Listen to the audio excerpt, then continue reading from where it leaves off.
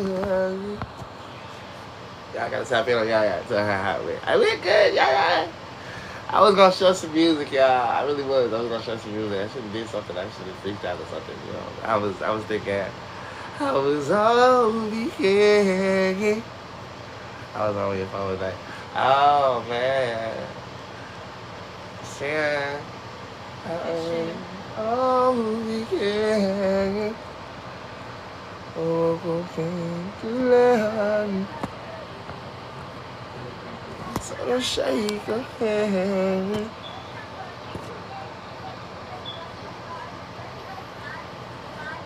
Sorry, yeah. I was just up.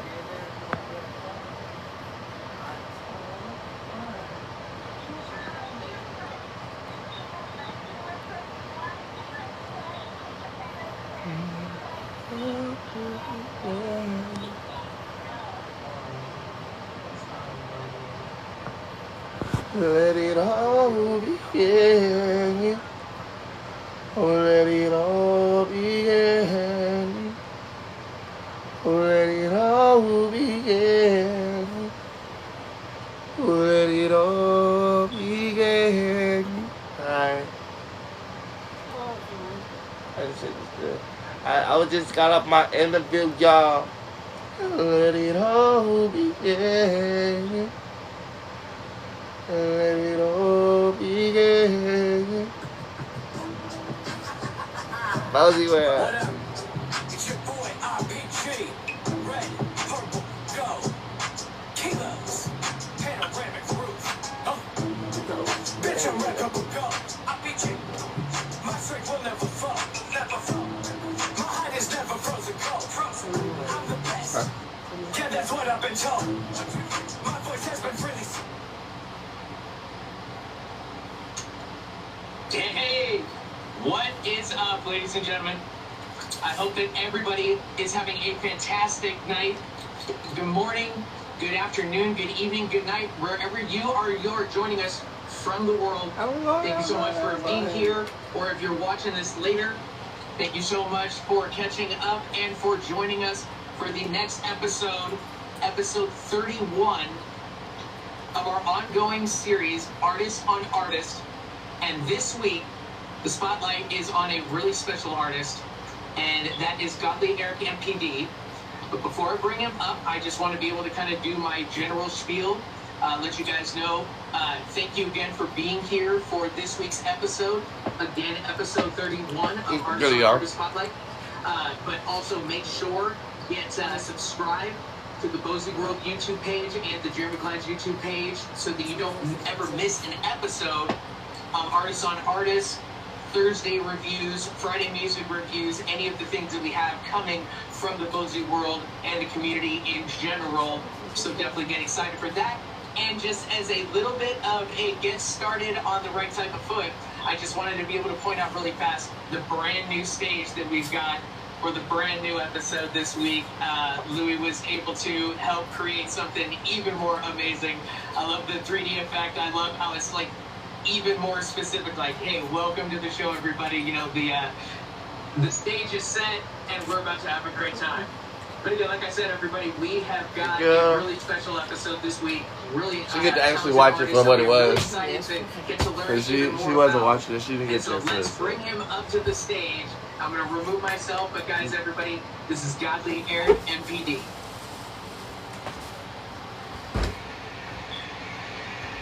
How you doing? How you doing? How you doing? How you doing? What is up, man? How are you? I'm good. I'm good. Good, man. Well, thank you so much for joining us. I did what I did. You know, I have for the next episode, and we're so excited I'm imposter. to be able to turn that spotlight right here onto with y'all, you. so. But you know, let's just get started with something easy. How was your day, man? My day's been it's been good. Spaghetti? Kind of nervous about today, and then on Spaghetti, top of all that, my spaghetti. tooth been hurting It's really good. Like a little bit, my wisdom tooth in the back. So you know, getting good to this and everything like Hey, that. man, while I was on my interview. In case you weren't totally ready for the interview, I mean, here's that bird too, just to throw on top of there. You know, Just like, pick it up a little bit. Hey. But no, thank you so much for joining us for this episode tonight. I really appreciate, you know, your time and you joining us. And I just kind of wanted to get it started off on the Yeah, it was actually pretty just fun. like I do on It was actually all pretty the fun. episodes. I was And nervous that's as with hell, some music, but get people going, kind of get, you I know, didn't really know what to talk about because get some of that I know I'm there for my excitement going. music, but I still didn't know You know, what to really when mention you and and I talk were about. first kind of, you know, we've been planning on this episode for a couple So I months. was and it just like, okay, I was yeah, you know, nervous, so we've I was got, all you know, kind about of just still kind of 2 on the months same worth thing of that I people do that we every got day, in front, talking and about my now we're here at brand. the episode, and I'm really excited to be here. But you were like, you know what? I also have a lot of music to go through. I have a lot of And different if I want, things. so I should have really been ready. I wasn't Kind of like prepared. I review, was, but I wasn't. especially when it comes to all of the content that you've got on YouTube. But we'll focus on that a little bit later into the episode because I wanted to start off with You know, it was my totally different favorite from a competition show that that I was I just on. heard with you. Because I was and, kind of prepared because you he know, asked and us the question, not I was able because to ask just the solely, question, but here, she just also happened to have her I just own kind of had to episode. be prepared to talk But about it myself was or like, it was the song everything. that you So I didn't really guys know what to were talk about. marketing, and I just love your guys' dynamic together, but it's Sephora Johns and you in Try Me On. And so let me just really quickly get this shared up so I can be able to show you guys. I love this song, but I just love like what I've been able to figure out or like find out, you know, just about your music and, you know, all of the different stuff you've got going on. And let me get this. Sure, got this shared here. Perfect. All right, there we go. All right, you guys. So again, this is the Yeah, so she's on YouTube Music, so I can actually. and brand new album from Sephora Johns, and Godly Eric MPD has got a song on this called "Try You On," and I absolutely love this song. It's such a fantastic dynamic. I love, you know, her voice and your style together. It really does match really well. But I think it's that perfect type of song to get us started totally right on the episode tonight. So, guys, let's press play. This is "Try You On," featuring Godly Eric And I was MPD. showing y'all what was happening without being able to show y'all. I was had the earplugs in, so it was a live interview, y'all. It was an interview with me because I'm an artist, you know.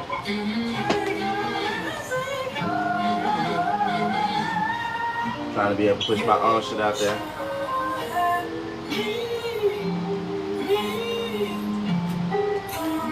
Trick playing is crazy though.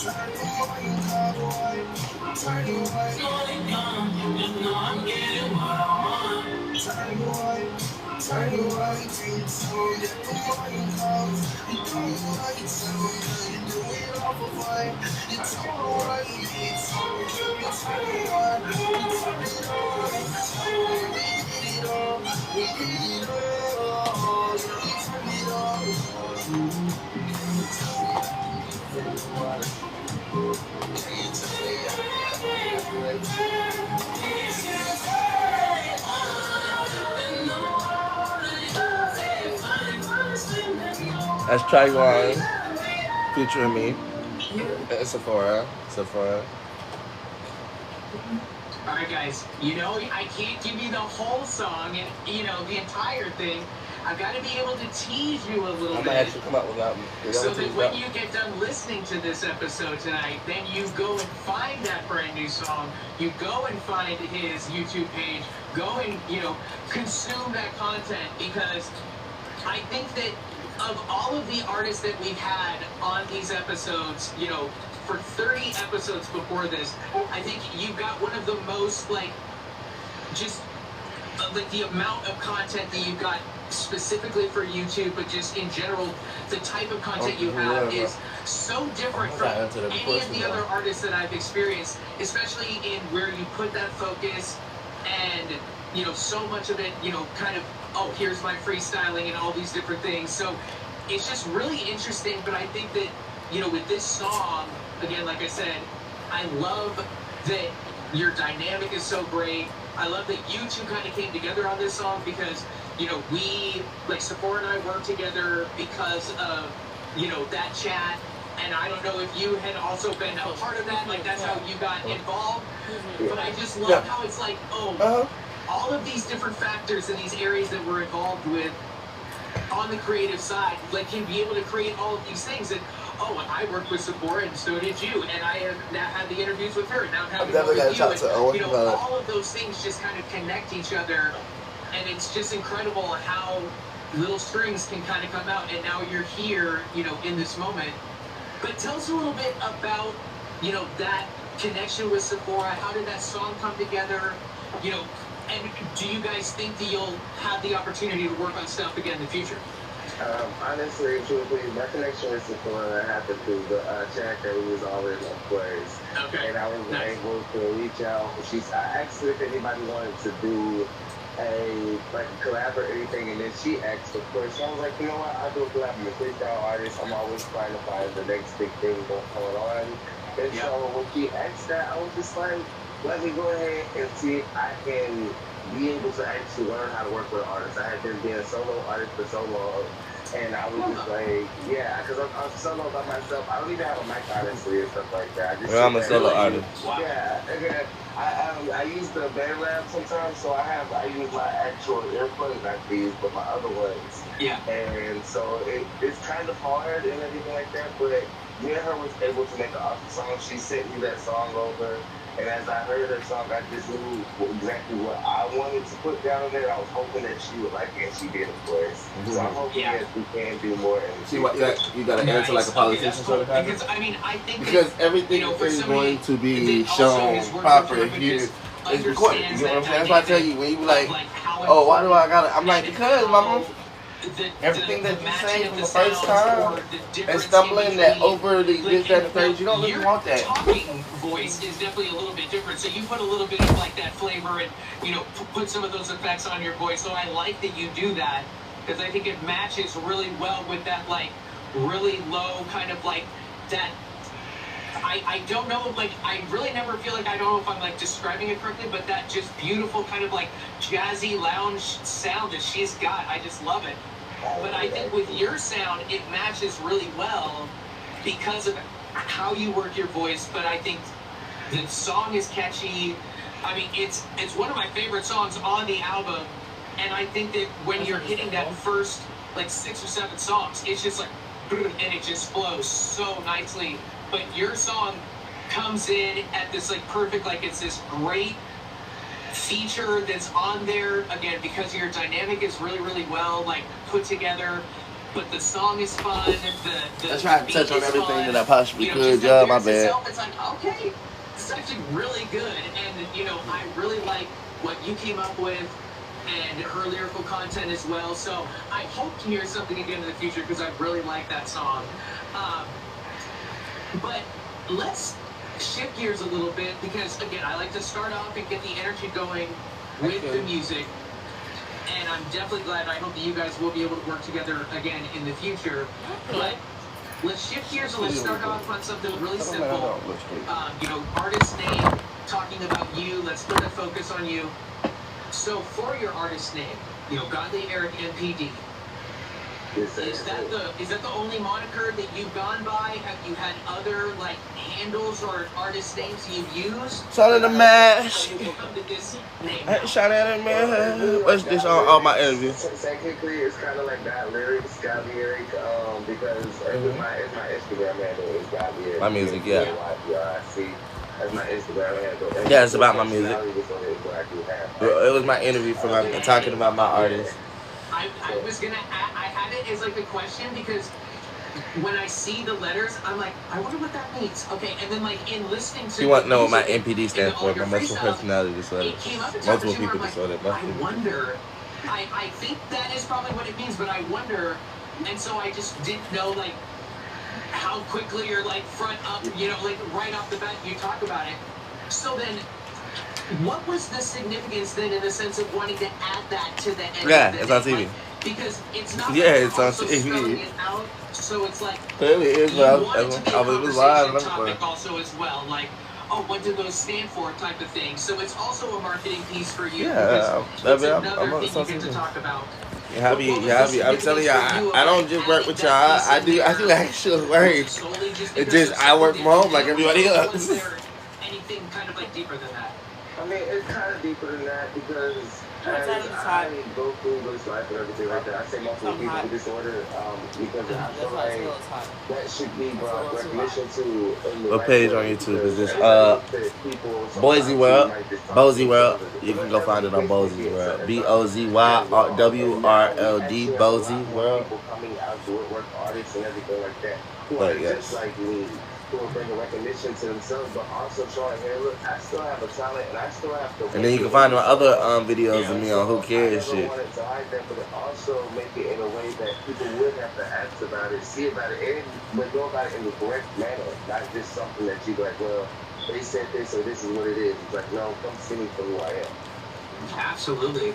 And so now in the sense, because, you know, I think that in a lot of ways, either because of just maybe some real general knowledge, you know, maybe some just like a general understanding or that like, oh, I think I understand, but like, how is it for you individually, either through the music or just in general life, like for you, how is it that like affects you the most in the sense of either daily things or like in the music? Like, do you find an escape? I mean, clearly she has there's no choice but her to come up with me. What is it that the creative side does to that aspect of your life, either positive or negative? Like, you know, what do you try to do to help control? Oh, you gotta go from Boise World. You gotta swipe over. It's alive, so you gotta swipe over it. You gotta swipe. You can't watch the videos because he has no videos, but he only goes live on this, so it's his live thing. I was trying to find that too. I figured that out. Trying to figure that shit out. I was looking for my shit. I was like, hello. Just to be able to escape. But at the same time, it's like when you're able to do something like that, wonders never cease. What you can actually, how you can actually learn yourself and the things that you can show through a song and soul. Through music, like the song that me and her have together, you can hear the way that it flows, and you can actually be able to connect with other people. I thought that was like something amazing. Yeah. This one right here, it look like this. Also, the other reason I actually started making music. So when you go up there, you won't be able to see it because that's the home page. But if you click to the live, you'll see all of it. Are you like what you make a sandwich with? Yeah, like what you make. I take flour and water and I put it together, make my own dough, and then I make like rolling trays, ashtrays. Everything like I just got done with the interview. So I actually started making the music, so I wouldn't have to use no copyright or nothing like that. And I just found that I was actually really good at this. Like, I just made this scarf for my daughter not too long ago. My birthday, you know. It's wow. Yeah, so it's stuff that I do. You good? I apologize, y'all. Technically, the only thing I did in this car was put this little hood on it. You used to raise your crown. That is so interesting. I've never seen that before. Now, in the sense of let's I took credit for her work, for the car work. I said it. When you're doing that, the end result like a paper really trying to show. Or is it more like clay? Like it's really hard, like it's breakable, or like glass? It's more like clay. As you can see, I epoxy it and everything like that, so you can keep it. See, this one wasn't epoxy yet. I have to buy all materials and everything. But if you look at it, it's kind of hard and everything. And this is brand new. And as you can tell right here, it's almost like a cracker. And honestly and truthfully, the moment that you do make it the first time, it could be edible if you wanted it to be edible. But again, I decided to keep it for past the edibility and try to see if you can keep it that to make figurines out of it or something like that. And so, is this also like a product that you just sell to? Like that is like a thing that's like a distribution for you too? I'm trying to make it as my distribution, honestly. I learned while I was sitting back and I was in jail for 2019. And I tell people say, what's so significant about that? I'm like, well, for me, I was flawed, honestly. I went in right before Corona happened, and I came out right after basically it ended. So that's a time period that everything kind of changed, but I was stuck in a place where stuff was kind of staying the same. Did you put any interesting? You know, and that's so interesting that you make that connection because I have known a couple of the people, and not even just like because of these interviews or whatever, but like that they make very common statements of like that when you go in, time kind of stops. In that moment you go in and then you come back out and then learn all of the stuff like that you missed during that time frame, and depending on how long that gap is, it can be pretty significant. So I mean that must have been very strange being in that place during the pandemic and then coming out and it's now for the most part over to an extent. So that must have been very interesting. It was very interesting. I mean, especially since, you know, I have kids of my own. I got 6 kids. I'm 24. I was 25. July 22nd. But, you know, at the time I just had 3. 3 little girls. And being in there for so long and watching how time slipped away with that, it does change everything, you know. Yeah. So, and you had 3 before going in or 5? I had 3 before. Okay. Gotcha. Okay. I had 3 more. So I got 6 now. Wow. Well, I mean, when somebody like me has 0, somebody has to be the antithesis to that. And like, hey, I have 0, he has 6. I have no football team. You got a starting defensive line. Boom, like ready to go. So then, how old is the oldest? The youngest? The youngest? Well, the oldest just turned 9 first, and the youngest is 2 actually. So I got 9, 5, 4, 3, and 6. That's about it.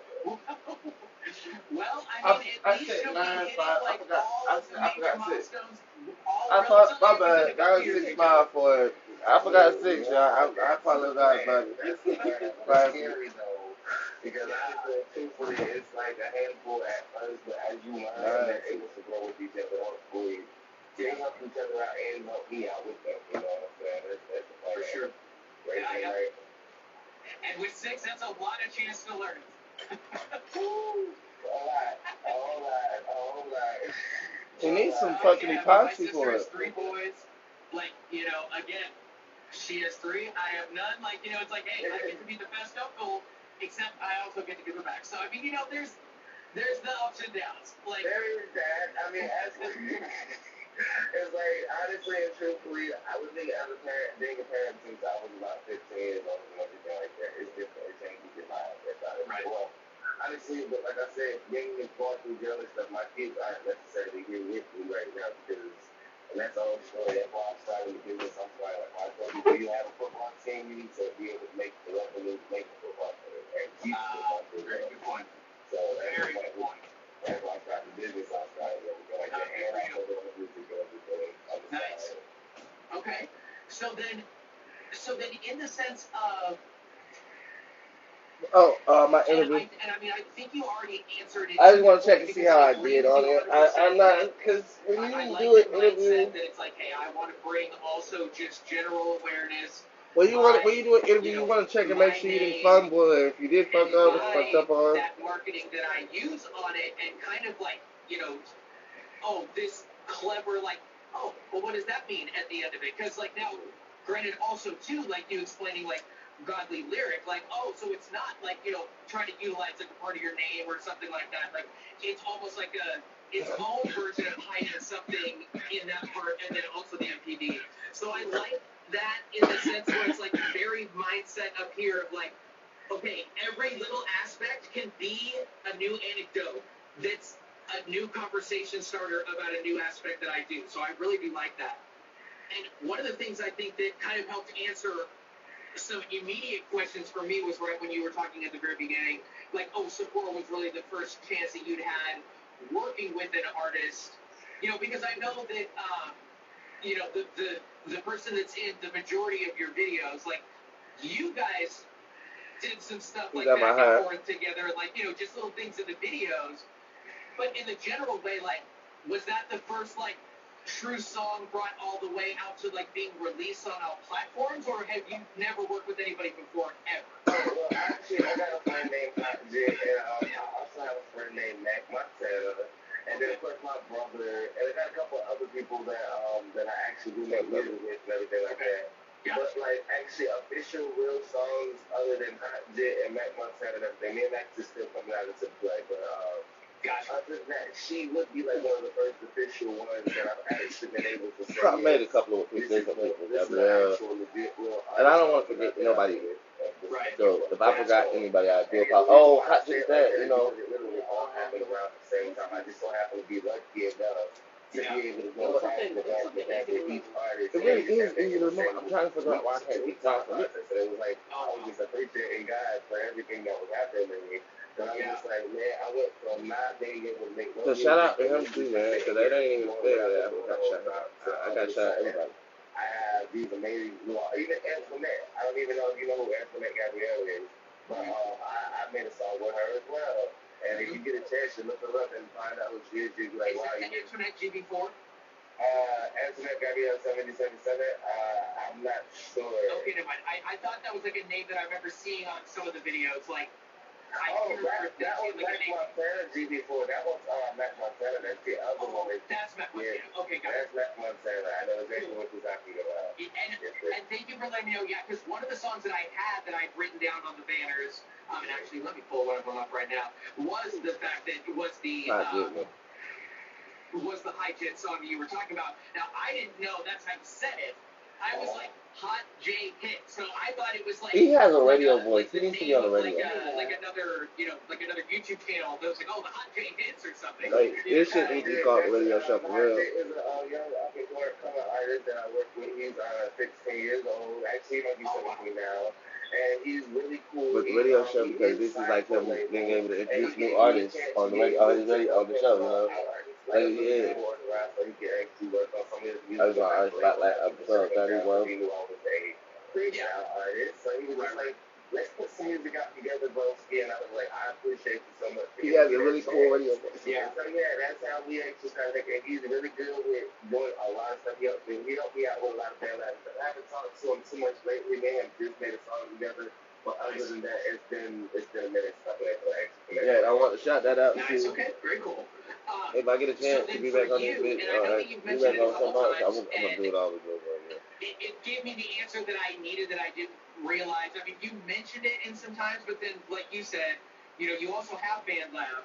So there was like this smattering of like mix of like, oh, you're doing a freestyle video, and then, you know, 35 videos down, and then, oh, here's this random Band Lab song, and you're like, oh, so here's an actual song, and then now you've got all these freestyle videos too, and I think, like, and you've got a mixture where you've got a lot of content, and then you've also got some content that are insanely long. Yeah. And like I was talking to one of my friends about this today. Actually, she's in here in the comments right now, Ira. And I was telling her, I was like, yeah, like he's got you like get the whole like, actual interview. What is the name of the smash hits on your YouTube channel? Like if you just go into playlists, like that's where I'll go. It's like, okay, let me see how he links I his see why I stuff say, I together. want you to add And in everything his in smash there. hits, it's But just then he was thinking it was all only of this his many. I was like, freestyle nah, videos. actually, I got way more than that. And then in Everything hasn't been added. That's why I was like, I need to be. That's why I said I need everything to be added to places. So like you said, this is what draws you. like a few of them like are like six So you know what we start doing today? Now go ahead and add more stuff to it. 6.5 hours of that video, but I probably watched like a good hour, like just trying to see like. Okay, I see you talked about how we knew he would probably be the one to watch. Watch 4 or 5 the minutes, time like, fast forward. period. Just kind of trying to get an idea of like what. Okay, if you're making a video this long, like that is dedication. Like you don't just get online and start recording a video and then 6.5 hours later it's just like, oh, like it's 5 minutes. No, that's 6.5 hours of your day. It's like 5 minutes. 24 whole hours that you spent recording this thing. I don't even realize the And time. granted, it's not like, you know, it's you two aren't on the camera every second. Like, there's a lot of, you know, vignettes and different things. But, like, I think the dedication, where I'm just like, the amount of time he puts in to make these videos is impressive on its own. A, because of the amount that he's got. Because you don't just make 337. Because right here, you know. Well, so I guess that's why I'm glad that he's spending how much time I put into making everything that I make, you know. Free-form content. Past the music, you know. Really impressive. I think all of that was. I appreciate you saying So that. what happens is the fungus. If you would have gotten past the first 2 hours, we were reading the Bible and everything on that. But after that, it's nothing. It was nothing but music. Actually, me doing music. So when we actually, what happens is, and introduce her. This is the mother of my children. One of them, Miss Clyde. She is the person that goes into those 6 hour and 33-minute videos and start cutting down and taking the videos and putting edits over them, putting all the stuff that we need over them. And that's pretty much what she does. She will take that 6 hour 30 minutes down and cut it. That's why we have way more than 377 videos actually. We have over 1,000 something videos like that. Wow. Yeah. I mean, that is just like, and I mean, that's where I really was like getting impressed. Where I was like, wow, like like myself individually as the artist, like I have, you know, like Sephora, like I've got music that's actually out and released, and like, you know, I 100% understand what you mean. Like, it's a big deal when you get to tell people like. I was very, very nervous. I didn't know what to do. I was just like, you can now go to okay. online platform. I just say, I don't need my smile and my coping mechanism. That's a big deal to give them I just like, okay, just that myself really to this good. one, That's and a sense of hopefully I can. accomplishment that's not just like, oh, I don't fuck up, slip up, say nothing wrong. I'm like, I'm trying to be professional. Like waking up in the morning should be a thing you should always assume you're going to do. But to say that, oh, I'm an artist, I'm talented, I have made a song. So I was really trying to listen and keep it real with him, but like getting touching baby on there, like, because I know how it is to be live and stuff. So trying to be a person on a live interview, I'm live every day. Amount of content that you've got on just your YouTube I mean, yeah, platform alone. I mean, yeah. I was definitely answering the question because, like I said, I know how it is to be live every day. It's impressive. And then now understanding that you're a freestyle artist. So this is not you having a script, you know, you're doing all these things and you've got like this already planned out. Like, no, this is just off the top of the dome, like you're doing your thing. That is really impressive too, because I'm so much on the other side where I'm so terrible at freestyling. Like, it's not a talent that I've got, but at the same time, like, I know a lot of people maybe they don't love the writing process as much, and I love that. So I'm like, you know, like, everybody has their own things.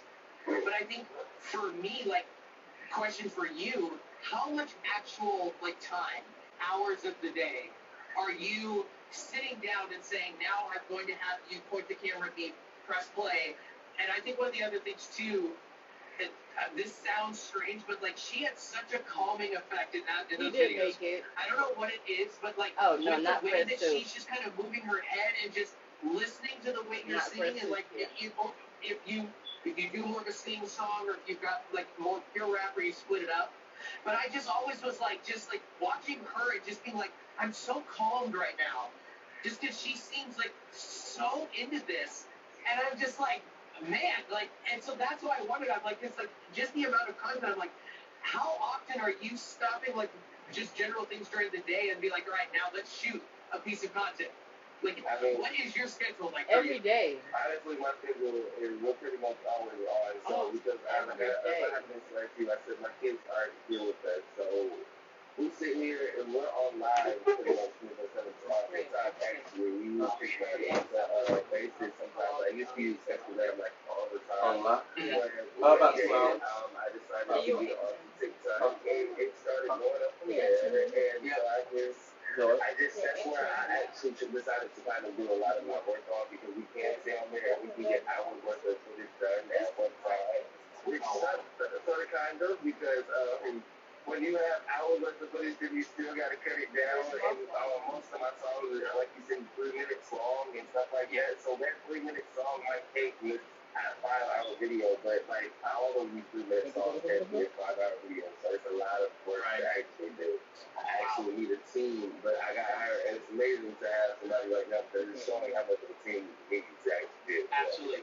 Well, and I think that was something else too, because I didn't know any context. So all I had was, this one person is in more hours of your videos than I have ever spent with one individual person in the studio before. So I'm like, number one, this person is like on the team Like, regardless of what is going on, like she is there on purpose because she wants to be like, and at the beginning too, and like this was just pure because of like the way like where I again I had no context where, and he also looks so young where I was like I couldn't tell because I was like maybe he is older than he looks and he's like 30 and that's his like child.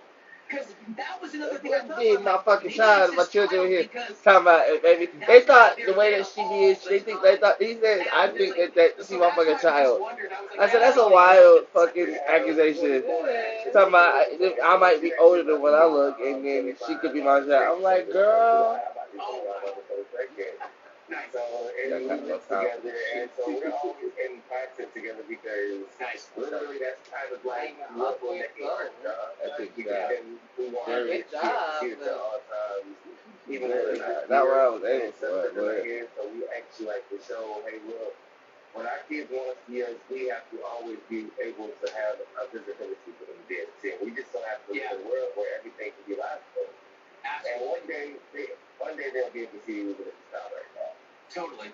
Well, and I think one of the things that's really like, and again, I mean, you know, the context that brings in the answers, or at least the clears up the, you know, the greatness of the, you know, kind of like, oh, it's a fog of war, it's now lifted, and now you can see the world.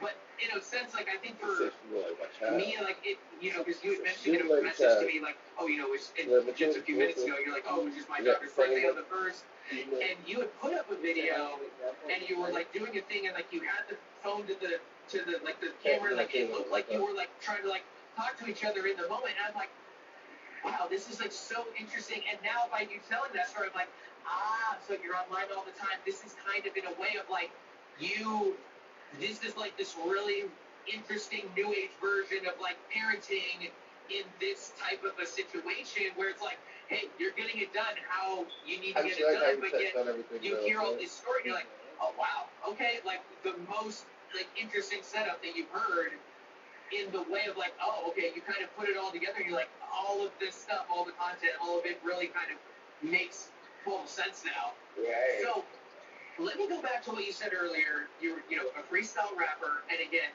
you know, and we'll go to one of the videos in a few minutes, but I just wanted to give people setup, you know, kind of on what they look like. But in the freestyle content, when you are actually rapping to the beat or singing, you know, because that's one of the things I also like about you as the artist too, is that you have so many songs where you are actually singing with, you know, with your singing voice, and you have a very beautiful voice. But I like that you go both to both areas where you have some that are just pure rapping, some that are mixed, and some that are just singing. And I do that similar type of thing with my music as well. So that's, I was like, nice. Like real recognize real. Like I'm like, I like that. Like I thought that was cool. But when you're actually listening to the music and you're going along with it, is it all a freestyle in the sense that the beat is just one that you found, or is that an actual beat that you have that you're just freestyling on this, but this will turn into a song later? Honestly, it's like I do like put on any type of beat and try to. I actually used to challenge myself. I would put on a beat and try to freestyle the whole 3 minutes or whatever how many minutes it would take for me to do. I would say my purpose is to make a song, something. When I try to make a hook, and as soon as I try to get a hook that's nice, while I'm doing the whole thing on it. I even have my own fairy island that I call it, where I'll take other songs and then we kind of redo them on others on just random beats that just come on. Wow. It's fun. Yeah, it's my little fun thing to do just to be able to show people like I'm very versatile and dynamic in what I can do. I'm still learning myself as well. For sure. No, absolutely. Well, and I think, you know, and one of the things, and I'm just trying to be able to, and I'm looking at the ones because I probably watched the first 50 or like just in the like probably the first like 50 or 60 just straight videos. Just, like okay, let me just go one to the next. Let me just see like what it is. But I'm just trying to be able to figure out one of my favorite ones, because some of the ones some of the filters you put over, some of the times it was just you, and then some of the times was like the filters were on there. And like some of the times I remember them being like, ooh, I like this, because I also like when they put with the filter on there. I thought it was like a cool little effect adding on there. But for you, when you're doing the music, and I think also that's so cool that it's like in the moment you're freestyling to then kind of try to create the song in the moment by being like, oh, now I freestyled this part. Okay, let me kind of block that down almost in the back of my head, and then start working on the chorus or something. I actually like that. I've never thought of freestyling as trying to freestyle to create the song as opposed to freestyle just to freestyle, and maybe something dope will come out. But for you, like, what would you say that percentage is in the sense of, or maybe just give me a little bit better of an understanding of, like, is it, oh, I really like where we came up with this, and then we're going to try to change it and move it into, like, becoming a true, let's get this into Band Lab and let's get this something that people could listen to at least on that platform? Or is it, we might take it and might morph it into something like there in the moment, but yet we don't turn it into a song? Like, what is that percentage for you? Like, how often do you get something that you can have something people to listen to, even if it's on Band Lab? I mean, honestly, truthfully, I turn all the stuff that I have, I like to say that it is a song because when I'm making it and everything, I know where I'm going to see it when it's done. Like I said, like when you see me sitting here with some of them have the lyrics on there already, come down with the vocals and everything like that. That's me making it into a song. And I think that the moment, like, because everything in those moments feels so real, it's the first time, but it's the best time in my life for me sometimes. And I don't want to lose that. And sometimes I do take, like, some things that I have said before and try to add, like, mostly though, I might remake the sound more than I mean remake the same words. I might take the same sound that I heard myself do, or I'll be like, okay, I like the way I even sung this way, so I can take that and even just put that on a whole different beat. Because it's my sound. So that's what I was actually trying to find first of. When you hear a lot of my music, I tell people I was trying to find a sound because everybody always says, somebody sounds like somebody. And I was like, okay, well, then let me go ahead and try to figure out who I sound like for myself. Yeah. Even if I got to make 1,000 sounds, it's all coming from me. So when you go to my page and you go switch the thing, that's why I also call it the radio show. I call myself radio because I can change my voice around and stuff like that. Oh, interesting. I didn't realize you were commenting to yourself about as being the radio. I just thought, I guess I'm like, I like that where I was like, nice. I like that he is turning the foundational idea of the thing into something to kind of get like, oh, this helps build the realism of wanting to help create the content more, or at least keep the consistency up, where it's like, okay, yep, let's just, boom, and then it's the next one on the next episode of the radio show, because in doing this show, I can understand that, not in the sense of, oh God, because it's the next episode, but more so it's like, and not every artist is you or Sicario, where you've got, so much content to really dive into, to where it can look at, like, you can look at it to an extent, like, okay, like, I've got some homework, and it's good homework because it's like, hey, that's what the whole point of the show is. Like, I'm giving you this platform. I want to be able to learn more about you and your musical journey and, like, what we've done up to here, where we think we're going for the future. Like, I'd love to be able to kind of, like, give everybody that's watching, or for anybody that watches in the future, like, the full idea and, like, the full meal deal of, like, who, you are as the artist.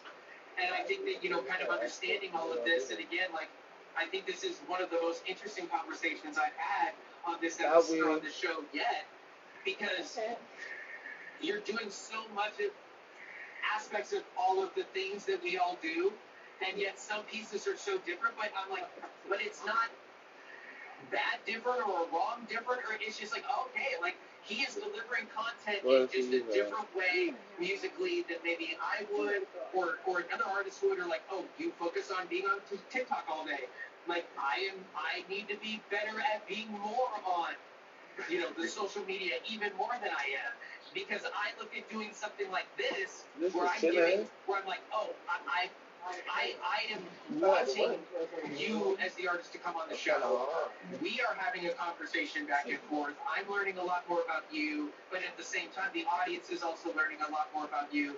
And then by listening to the music and playing, the content, now it also gives them the idea of like, oh, now they get connected to you and they are able to see what you're doing and like, oh wow, ooh, I like what he's doing, or oh, I really like what he, how he changed his voice around, or oh, he's doing that thing that some of these other artists do, or oh, I do hear this person, or like you said, oh, nice, I like what he's doing with his sound, and I like how he's bringing in his own versions of it. So for you, how long have you been doing music? Has this been something your whole life? Has this been something within the past couple of years you really put on your focus? What's that been like for you? I mean, I've been doing music for a long time. I like to say my whole life, but taking it seriously for like the last few years, honestly. Like I said, it's something that kind of saved me while I was in jail. I like to talk about that just a little bit because while I was in there, and a lot of people love music. Any type of song, if you can sing it, it might just change the whole environment. And so, like, being able to connect, I made a song in there. It was, I actually had wrote one down. It was kind of like, come on, mind, yeah, this is my soul. Oh, I'm begging, let me go. Lord, I know I did wrong. Oh, so come on, mind. And so everybody would want me to sing it all day, every day, over and over and over again, to the point where I was just like, man, somebody just trying to steal my lyrics. And it's like they would wake me up out of sleep. Hey, yo, get up, hit that song for me real quick. I'm like, man, I'm asleep. I'm not really playing. It showed the connection of how much it actually changes the environment, and everybody wanted to it's kind of hard like, man, I can make a song like that, and it gets some type of quality that I got multiple personalities, multiple people, so it's kind of like a switch. I can switch out with you and I see how artists do connect with For sure. No, I love that.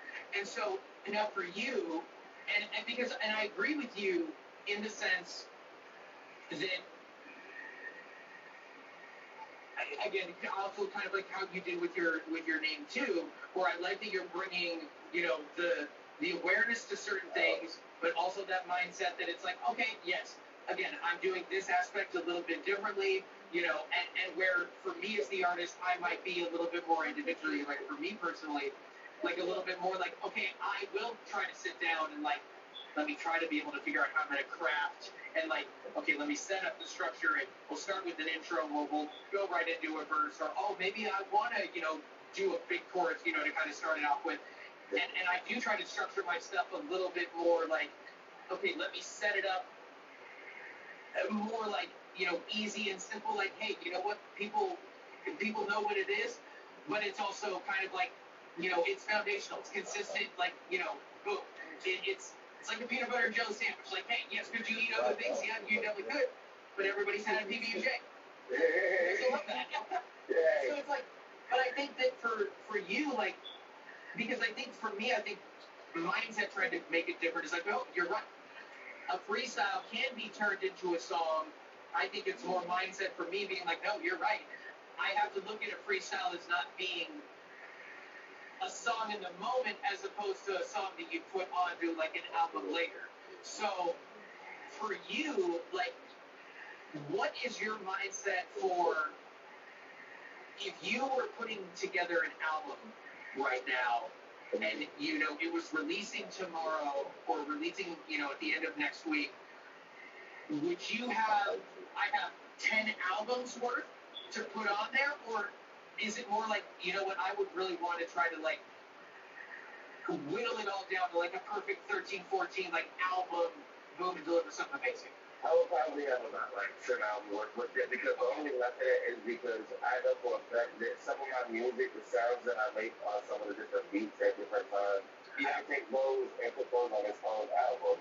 And that's what I need to go through and actually see, because when I say radio show and talk to the radio, sometimes I say I'm having conversations with the radio, because that's when my MPV comes out so most of the time as well, doing my raps and everything. So each one my own personality might do their own type of rapping or own type of singing, their own type of way. They do music and their own. That's why when people ask me what type of artist are you, I say I'm a freestyle artist, because I just have no style to my freedom of how I do it. I can't. Interesting. Yeah, it's hard to be able to do it like that sometimes. It makes amazing moments happen, and it happens in those moments. I say that's why I believe it is a song instead of being, because most of the time I could write, but I realized a lot of people lose some of their best creativity trying to write because they might rewrite, take it out, and everything. But I want to see what that original sounds like. Right.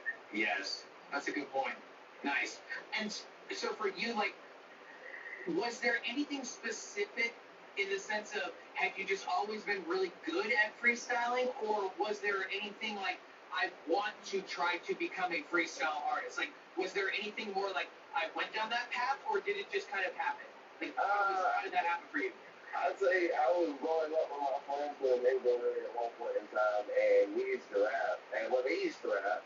And I would be sitting there, and they'd be like, just hop on the beat, just hop on the beat. And I'd be like, I'm no good at this, but they'd be like, they would make me over and over time and time again. Yeah. And so eventually, that's all I like to do. I would love to just sit there and put on a song. I would smoke a little bit, but I'm not going to say that. But if I would sit there, we would actually just rap and have fun. And that's about how we did our time. I used to actually be in a little group that gave them the dance. They used to say the Dream Team. It was what we used to call ourselves. It wasn't really no real group, but we called ourselves the Dream Team and everything like that. It was me, my brothers, and I had some people that I called my sisters and brothers as well. They were my friends and family, really close people to us. And at the time, we were trying to do something more positive with our time. And also, that's another reason why I'm going to music as well. If you notice some of my songs, I might tell people postpartum is strange. I advocate for postpartum because I think it myself. And people tell me as a male that I can't go through postpartum, but I say I have, and separation anxiety, and it's a lot more than that. But I like to advocate for all of these things through my music as well. And so that's something that I've actually sit here and do. I send my song out. That song that I sent you on where I was actually sitting there freestyling. I got my kids and I cried a little bit of it and everything. I like to advocate for that one because it's just like I show artists, any type of person, not just artists, that we have to be able to show our feelings in the most strongest ways, not just always smiling, you know.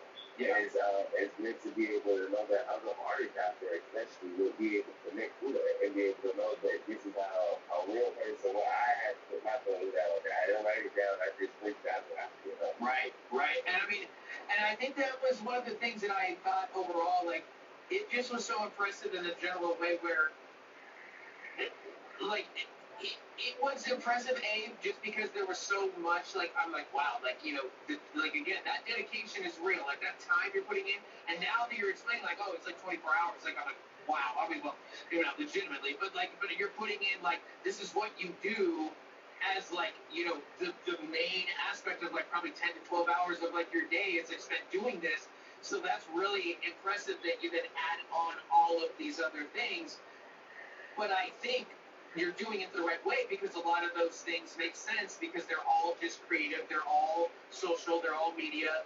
You can put them all together in one word and now they're all social media type of things. And by putting the music and the creative spin on it, it just means that you're so much more marketable, so much more available for people to connect with because who doesn't, like, even if they don't maybe enjoy your one song or you as the artist, who doesn't enjoy music in a general way. So there will always be people that will connect with you no matter what. But I think one of the things that I wanted to share, and I'm starting to realize right now that I'm getting a little lost in the conversation, which is fantastic, but I need to always remind myself, come back, keep it focused on you. And I wanted to really quickly share and bring up to the stage your YouTube page that we were talking about. Now, I wanted to play the next song, and that's Rainy Days. Let me pull it up here so everybody can see it. Now, again, like I said, so much of his content is this freestyle content where it's just him sitting, I think relatively right where he is right now, doing a freestyle. Maybe it's just you only in the shot, maybe she's there sitting next to you. Most of the time she's there, but sometimes it's just you.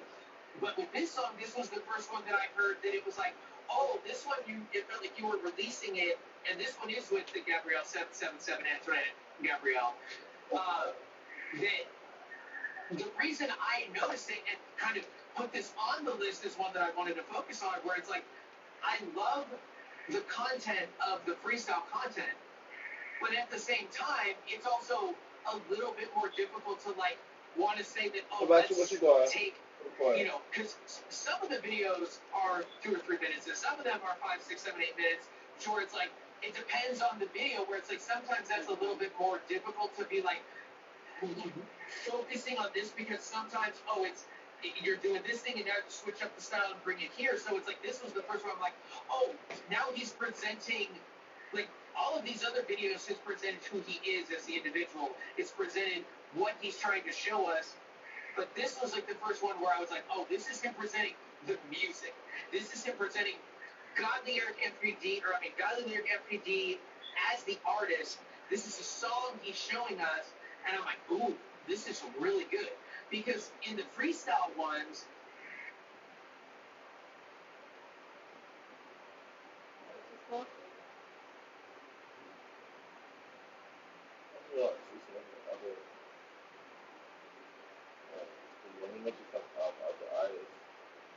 maybe I want to explore.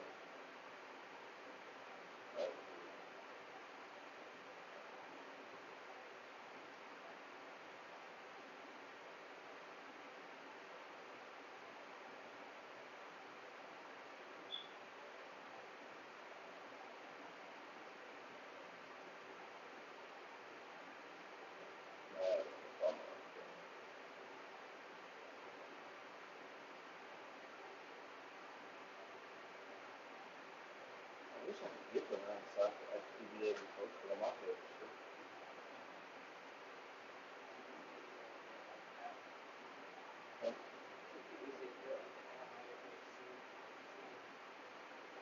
Alright, that's not.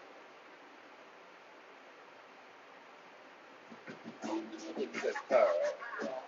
what up?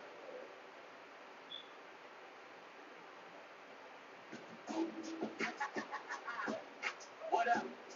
It's your boy RPG. Red, purple, go. Kilos. Panoramic roof. Bitch, I'm record to go. RPG. My sex will never fall. Never fall.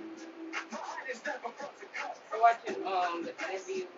Yeah, that's what I've been told. So 29, y'all. Luxury of my life is all I know. It's all I know. Hey, what is up, everybody? I hope that everybody is having a fantastic day. But regardless of where you're joining us, good morning, good afternoon, good evening, good night. I hope that you are all having a fantastic day, and thank you so much for joining us here for the next episode, episode 29 of our Artist on Artist Spotlight. And this week, we've got a really, really special artist that, like I talked about in the marketing, I have actually known her for longer than I have actually been a part of Bozy. And while we didn't actually get some of our first work put out there and, like, you know, for people to listen to and hear until when I was a part of Bozy, this one is actually pretty cool because I feel like, oh, wow, like an actual person that I knew prior to, you know, me doing this show, you know, starting this series and, you know, joining Bozy and, you know, kind of really, you know, watching that go to the place that we are. You know, I'm really excited about the fact that it's like, oh, wow, I actually had experience and worked with her and knew Sephora before I had all of this, you know, kind of in place. So I'm really excited for the interview today. And this week, we've got the spotlight turned on a very special artist. I'm really excited to bring her up to stage. Everybody, let's welcome Sephora. Sephora, how you doing? And then, I still see my phone.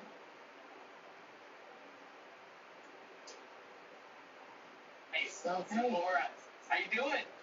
I'm good. How are you? Actually, I am doing fantastic. I'm doing fantastic. And I mean, it's one of those things where I love the day that I'm going to be, like, you know, usually on Tuesdays, but whenever we do it, like, I'm always excited for this because, you know, you've got the workday, the regular stuff you just got to do, but then this is like you look forward to it.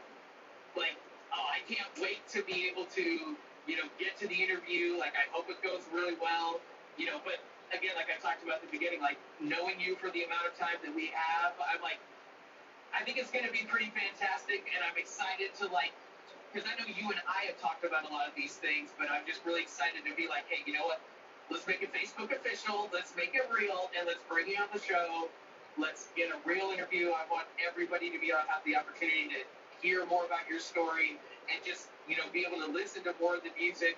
But at some point later in the interview, we will definitely make a move over to Tenth and Music, and then we'll do a little bit more of a focus on, because she has a brand new album called Chrysalis that she just dropped on the 1st of June. So it's only been out for like 16, 17 days. So as soon as you get done with this interview, have her music already pulled up on whatever favorite app of choice that you're listening to. Sephora John's Chrysalis is the brand new album. Take a listen to it. I've been obviously, listening to her entire catalog over the past several days.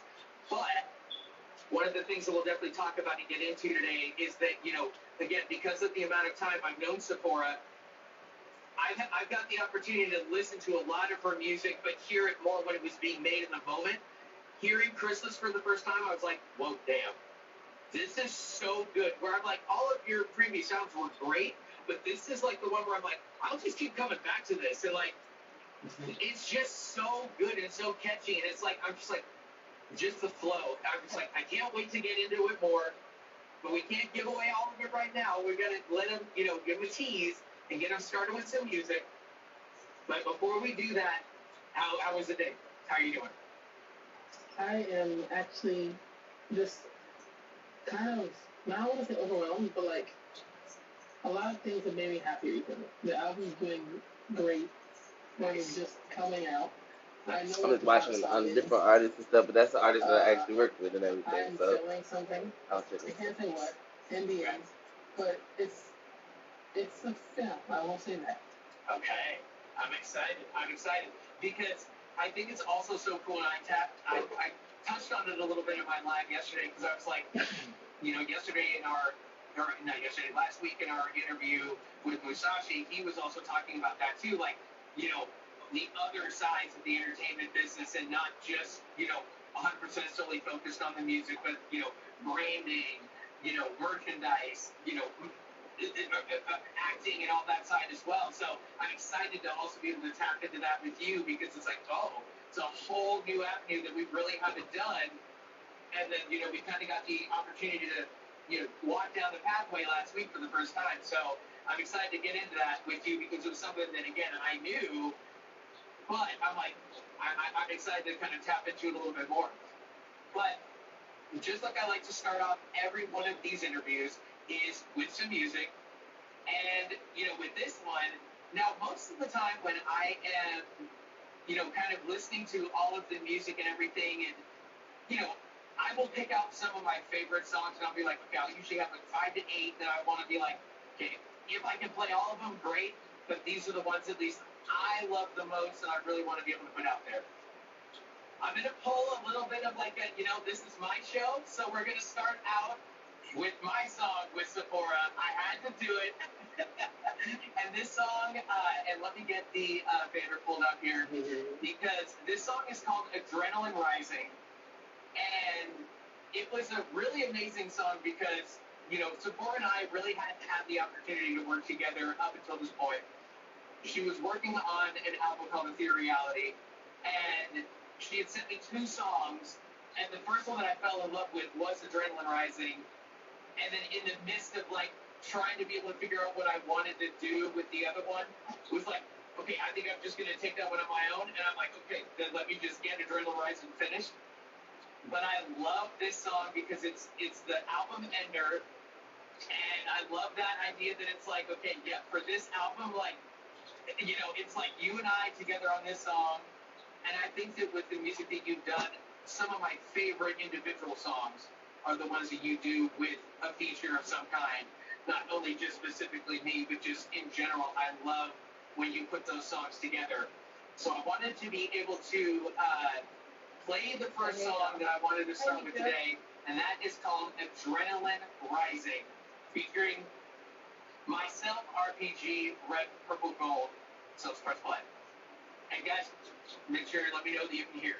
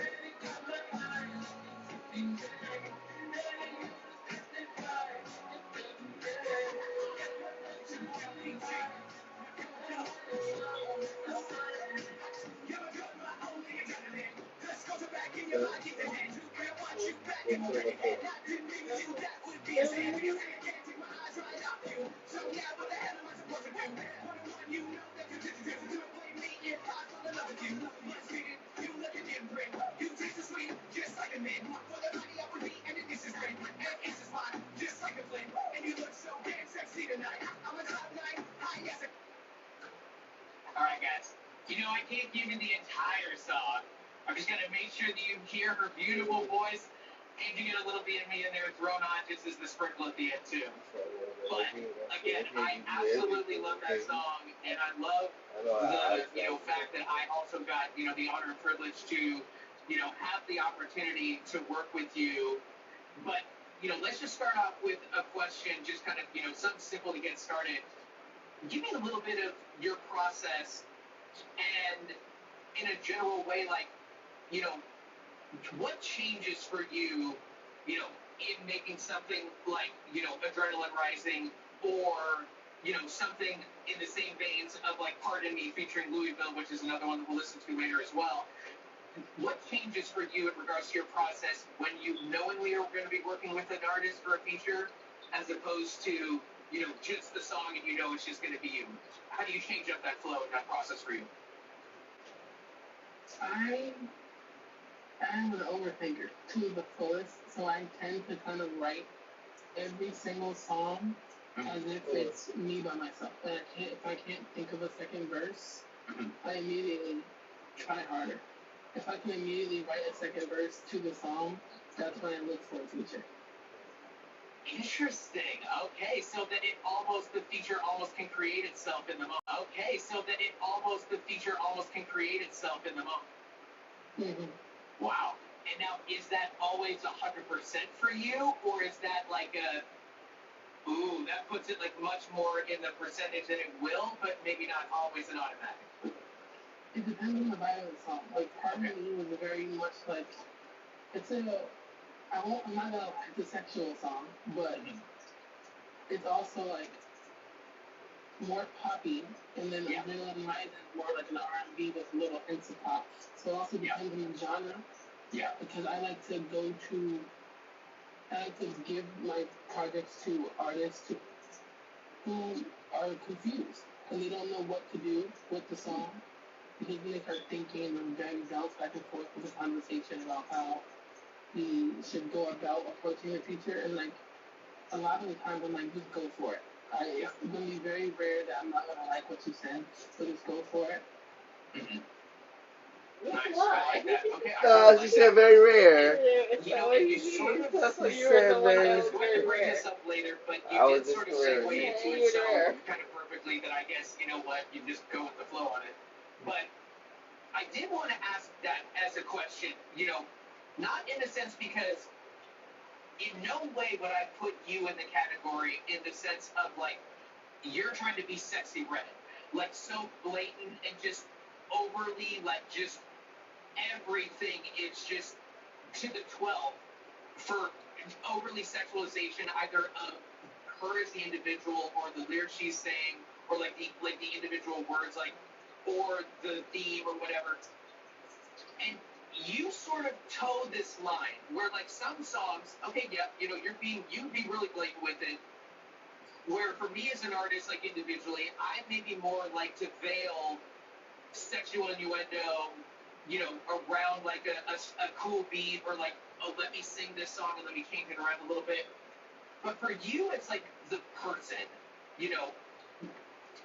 For you, like, how much is it like in the sense of this is sort of just me giving a little bit more of my personality and like not in a way like, oh, I'm hypersexual to the general person or just outwardly, but more so like, are you like confident in that way, or is this more like, let me get my extra confidence out in the music, but if you met me, maybe I wouldn't be this forward all the time. Like in the way you can be more forward and much more direct in the music. Like, do you play both sides, or do you tend to be a little bit more aggressive in your general personality? I like to think of, so my name's not actually Sephora John, it's Sephora Monet. And okay, gotcha, okay. Yeah, Sephora John is my mother's last name, and it was my father's last name, and he made music. And I kind of just took it until I figured out what I wanted to make my stage name, but it just kind of stuck. Yeah, yeah. But I like to think of So the name stuck for her. Names two different people. I'm more chill and laid back. I can be very sexual, but I know there's a time and place for those certain things. Yeah. And Sephora John is like, I'm gonna be sexual a lot of the time because that's what draws attention. That's what a lot of my fans like to see, even though some of the songs have very different meanings. Yeah. Okay? Yeah. And that's why I kind of wanted to be able to ask the question and like really, you know, not in any way of like putting it out there of like, oh, I'm also trying to, you know, turn it into being exploitative or,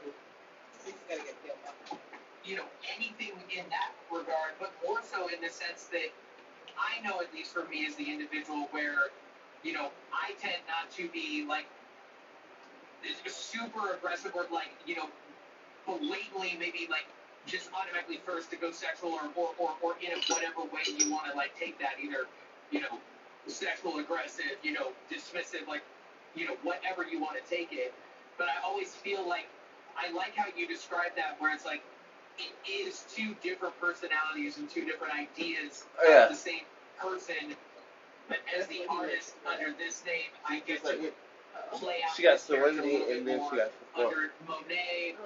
Hey, I want to be a little bit more maybe down the middle, or, you know, play this character a little bit differently. So I like that because I think that it makes sense. But to an artist too, I think it also makes sense because I think there's an aspect of that that people don't really think about.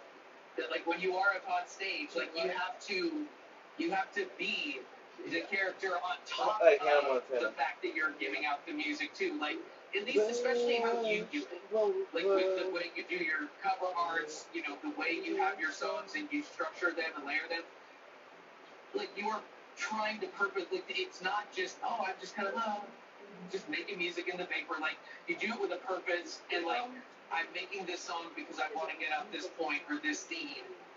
But yet you do such a good job of like even, you know, when you're looking at some of your cover art, you know, and we'll take a look at it, you know, more specifically when we kind of move to the music, you know, but when you're taking a look at, not repertoire, Ethereal Reality Deluxe, you know, where it's kind of like the whole backside of you, but there is no clothes, but it's like the way you have, like, the lighting, like, all of the, like, not the angles, but more so the shadows in the right spot, where it's like, it's done artistically, and yet you're still getting across the point, but it's done, like, what I would just consider, it's like, oh, this is classy, and she just happens to be giving it to you in a sexy, sexual way, but it's not like, oh, it's Playboy, or like it's something that it's, Oh yeah, I mean, she's trying to do this. Like you can take it so many ways, but I think It's more like it would be more difficult to look at that and just be like, oh, well, that's just so sexual and gross. Like it doesn't feel like that, and I like that how you play that line really well. Now, when you're getting the albums put together, you're doing some of your singles. How much do you think about that to begin with? Like, is that planned out from the start when you're making the album, or is that more once the music is completed, you kind of get to create, the whole picture of what it is? I am not releasing music for a little bit.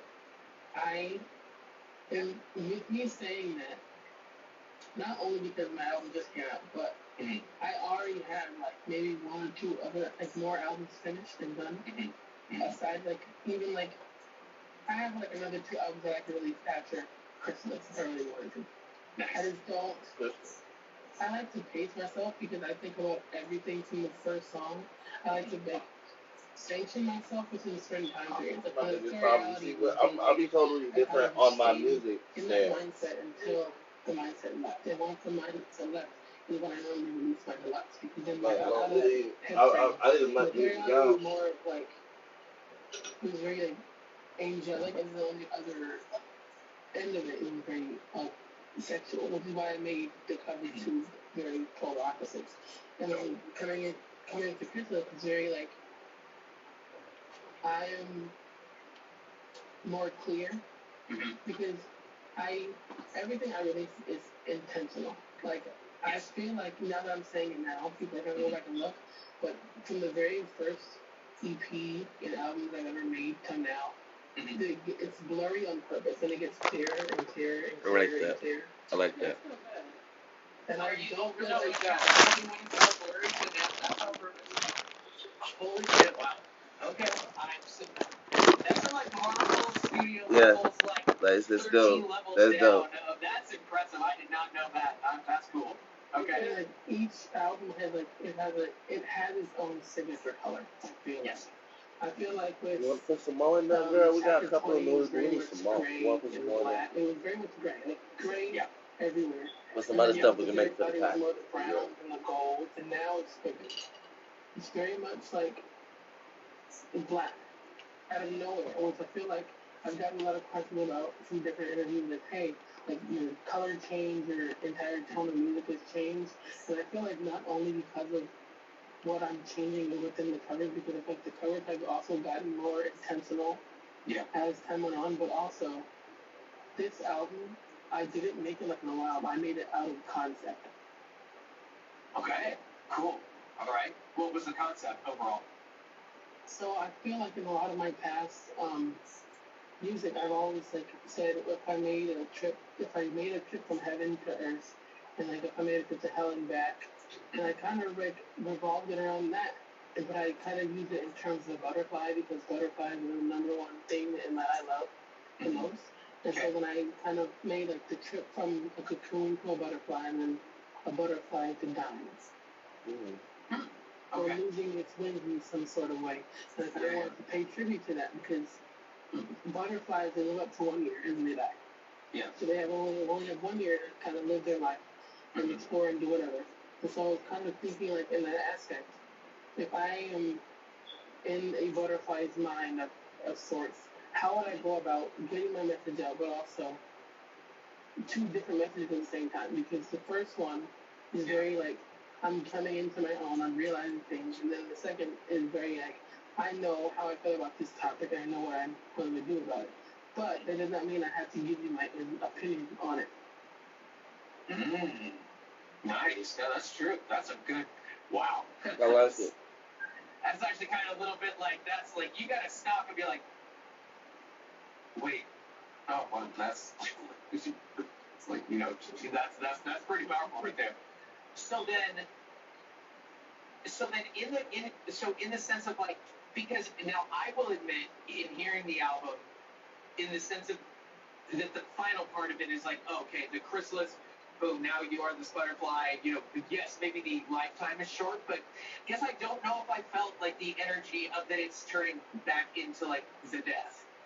Like I didn't hear like a turn into like maybe not negative, but I didn't hear like a turn to like let me give you the other side, let me give you the sadness. Like it felt pretty upbeat for the most part, but now that you're saying that, I'm like, yeah, now I have to go back and listen to it again with that new knowledge just to get it again. Well, I feel like it was also intentional that people don't really. I think like a couple of my fans have realized, but how I start and end each album is very intentional. Totally, yeah. You can kind of like from the end of where Adrenaline Rising and then to the beginning of Christmas, the messages kind of still coincided. Okay. Because Adrenaline Rising is I wrote this song so long ago, so I don't even remember the meaning anymore. But like it was very much feeling the thrill of being near someone and like caring about someone that much. And then Christmas is Apologies. I think Apologies is the first song. Yes. It's very much like I know how this feels, but these apologies that I feel are not mine to you. They're yours to me. And so it kind of switches and it continues. So each album, they all continue. And I purposely made this one on a cliffhanger to listen for the next one. Oh, okay. Okay, I'm going to have to go back. Now, 2 times I'm going to have to go back and listen to it because I didn't know that this was left on a cliffhanger. I like that. Okay. Cool. All right, guys. So when you're listening to the whole album after you get done with this interview, now you know, listen for the cliffhanger and also listen to, I mean, just all of the stuff you were just talking about. But that's amazing. Okay, so then because I guess I remember when you had shown me the initial ideas that you had for the cover art for Chrysalis, I had looked at it more so because I had not taken it with the blacks. Like, I mean, yes, I know that I loved how you had the, kind of how you had the shadows in there and your, like part of your outfit was black, but somehow I took it, like, I saw more of, like, the creams and, like, the tans, and then it's, like, it just was, like, your pose was, like, so striking and powerful, where I'm, like, okay, but at the same time, now that I'm looking at it again, I'm, like, all right, I can see that because there is a lot of, like, especially with your hair, because now the other cover arts are much more dark in a general way, like Repertoire. It's hard to tell what color your hair is because just the overall picture is almost black and white. But with this one, I can see what you're meaning, but I guess I saw more of like the cream and like the light parts that you did as opposed to the black. But I do see it in that way too now that you're explaining it. But I guess I did see a little bit more of like the lighter colors in the creams as opposed to the black. But I mean, it definitely makes me again want to be able to just re-experience it with all of that new, like your, perspective on it, being like, okay, does this change anything? To an extent. I didn't realize it at the time, but like the day I kind of released it, I said, okay, I didn't know it was intentional, but I feel like it is. I knew the minute it came out because in the beginning, I think the first picture I released was a picture of me in like this brown, like not floor, but like silk outfit. And then like the comment I kept getting was, this looks like a butterfly. This remind me of monarchs. And so then I kind of like, I think I muted the comments because I didn't want to like. It was different because this album I had a team behind me. Everything that the other albums I was doing it on my own, but this one I kind of had a team, and they like kind of like teased something. Okay. And so like the name of the album, Christmas, was butterfly related. So I was kind of giving the creams and the browns, and then the music as it kind of came along, the cover was fast forward, where it was pretty much like the butterfly earrings and it was all like a cream dress. That was supposed to be the cover. And then I kind of changed it because then I'm listening to each of these songs beginning to end. And for this, I feel like there has to be a double meaning. Because in each of these songs, you get to see the lighter parts of each of these songs and what they mean, but also there is a darker meaning that is not non-existent. It's there. So it has to be represented in some way. So I kind of left Christmas as the name, and then I kind of changed the cover. I still left the lighter colors in there, but I also made the focus black. Gotcha. All right. That makes sense. So now, I know you said that you were, taking a little bit of a break, in regards to right now from music, but you've got, other music ready to go. Now, does that mean for you individually that it's also like the full album theme and everything is there too, or it's more like music is made, but I would need to put it into like a package? What y'all eat? Spaghetti? I will say I'm kind of almost in every single album I touched on 90s a lot.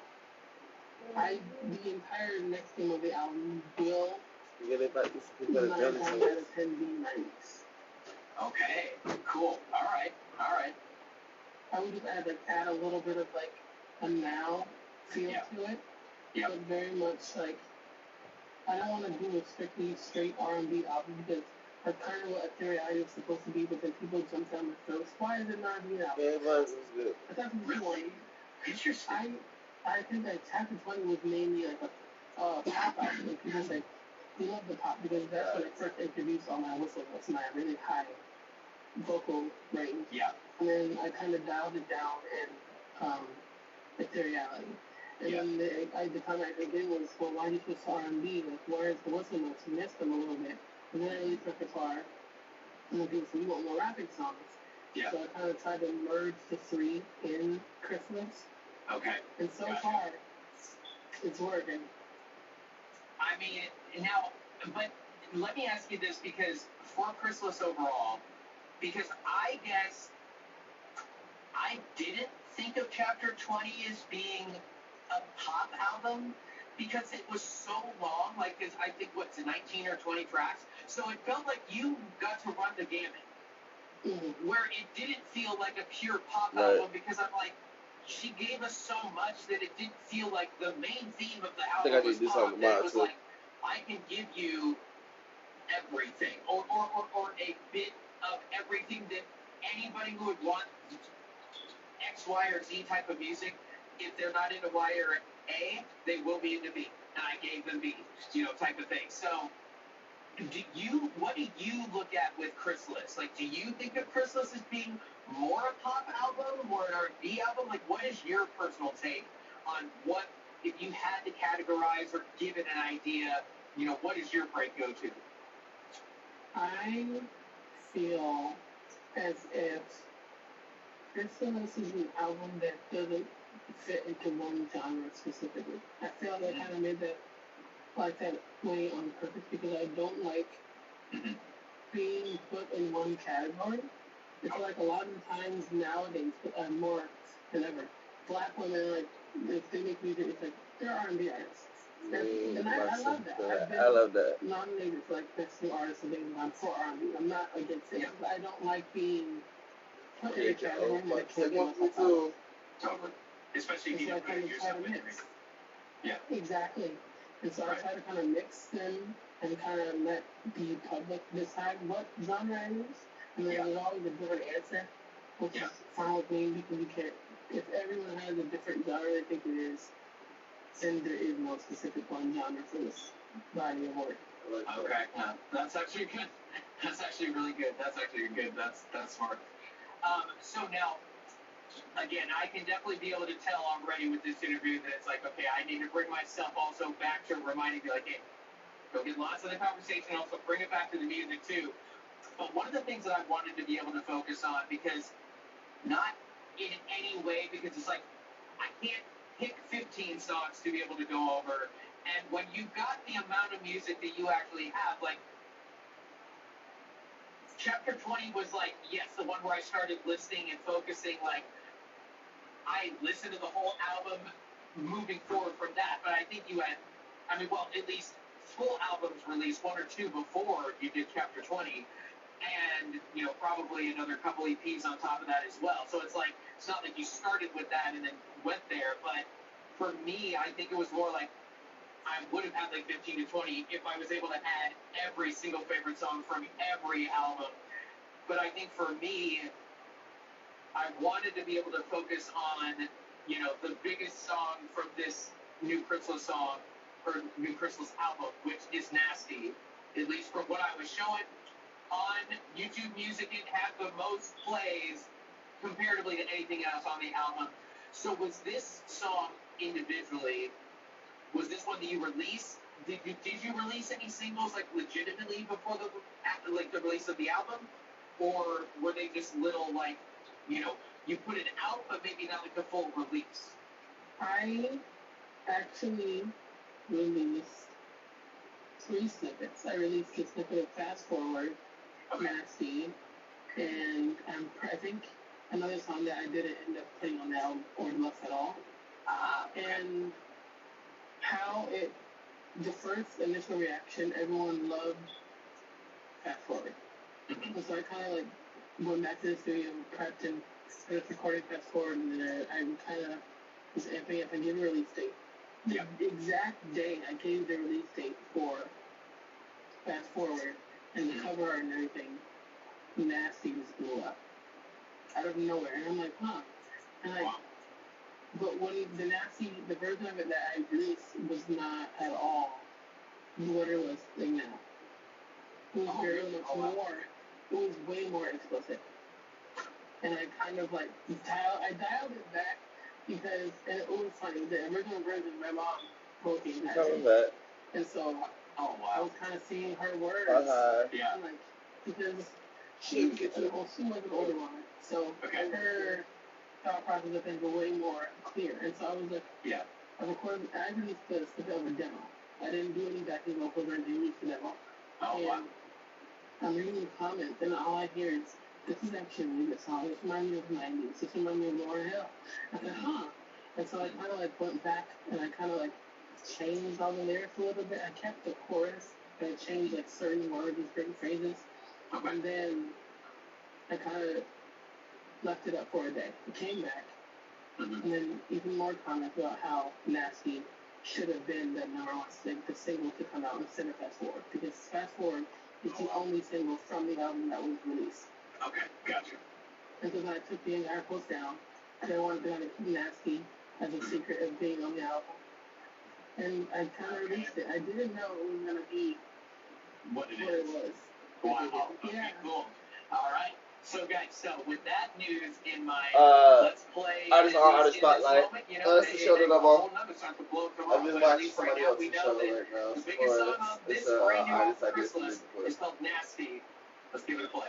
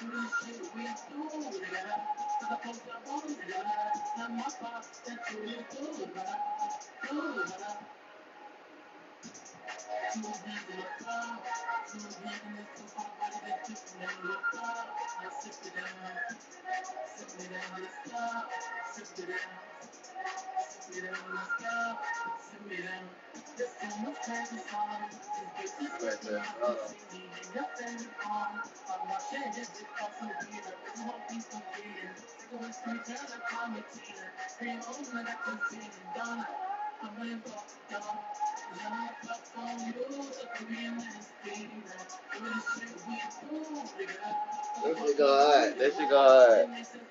Nah, they go hard.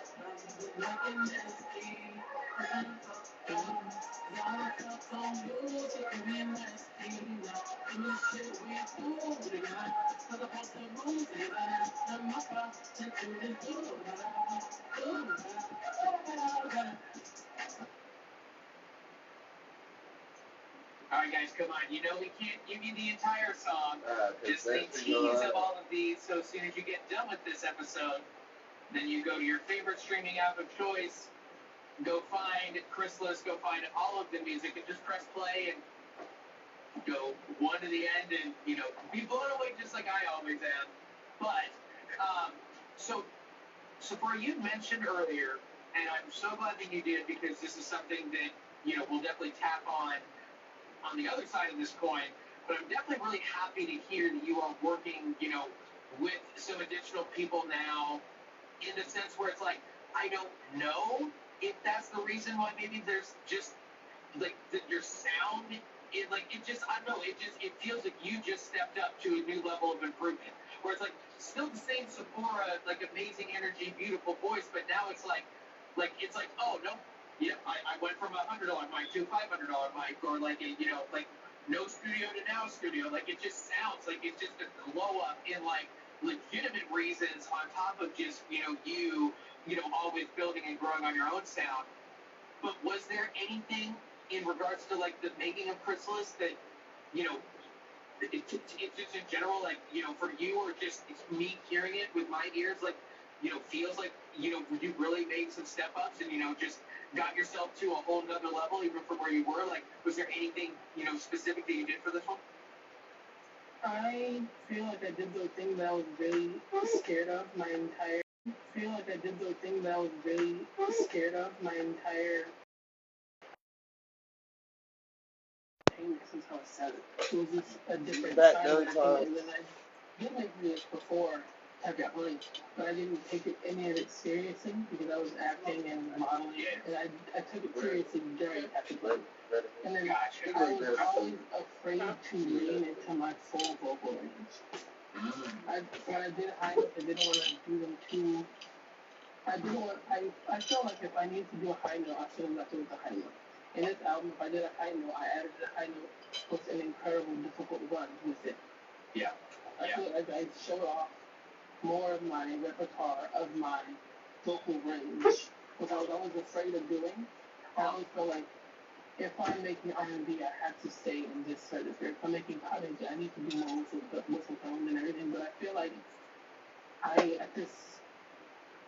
my team kind of pushed me and said, hey, if this is like, they put us in my last album permanently. If it isn't your last album, you need to go out with a bang. Use your vocal into its full strength and see like how you feel about it. And so the first song I made was on the entire album was Trauma Bond.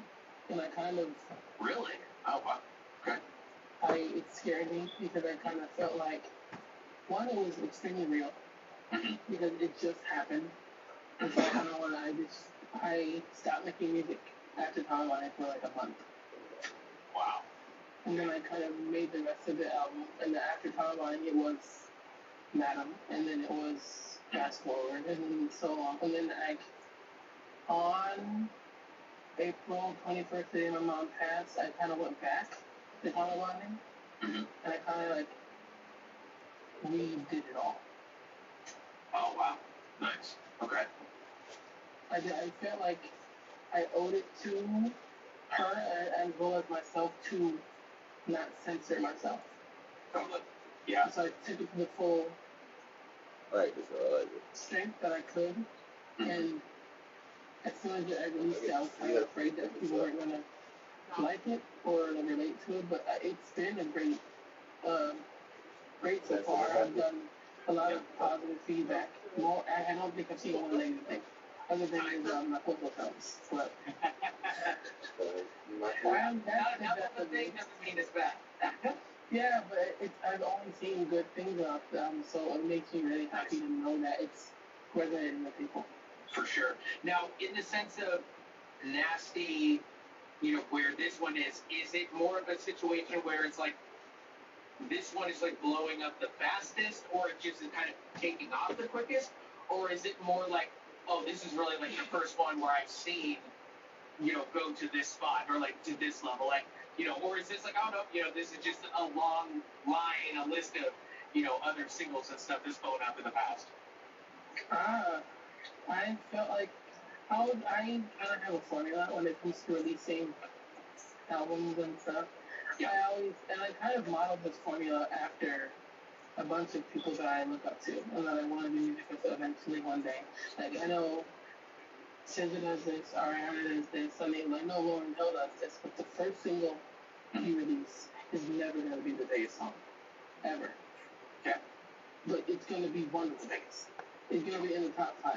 And so I kind of released Fast Forward knowing it was going to be a popular song, but knowing it was not going to be the best song on the album. Gotcha. Okay. And I feel like Fast Forward, when I did release it, the song was sweet Yeah, and hey, very oh, she got a sentimental, bad and image. then You the gotta part bend that blew up was the most was the only sexual part of the entire song. It's all right. And I was like, huh. And so because of that, I made Nasty. Okay, I gotcha. All right, all right. And so, was there anything like in the moment, when you're making Nasty and you're actually behind the mic and you're hearing things come out? Was there anything like, feelings or like just stuff going on at the time that it was like, all right, I think like if they like this one spot of this song, I think this one's gonna go crazy? Or was this a little bit more of a surprise about how much like, oh, I mean, I hoped it would do well, but damn, I didn't think it would do this. Like, what was that for you when you were actually like making that individual track? I kind of wanted the focus to be on the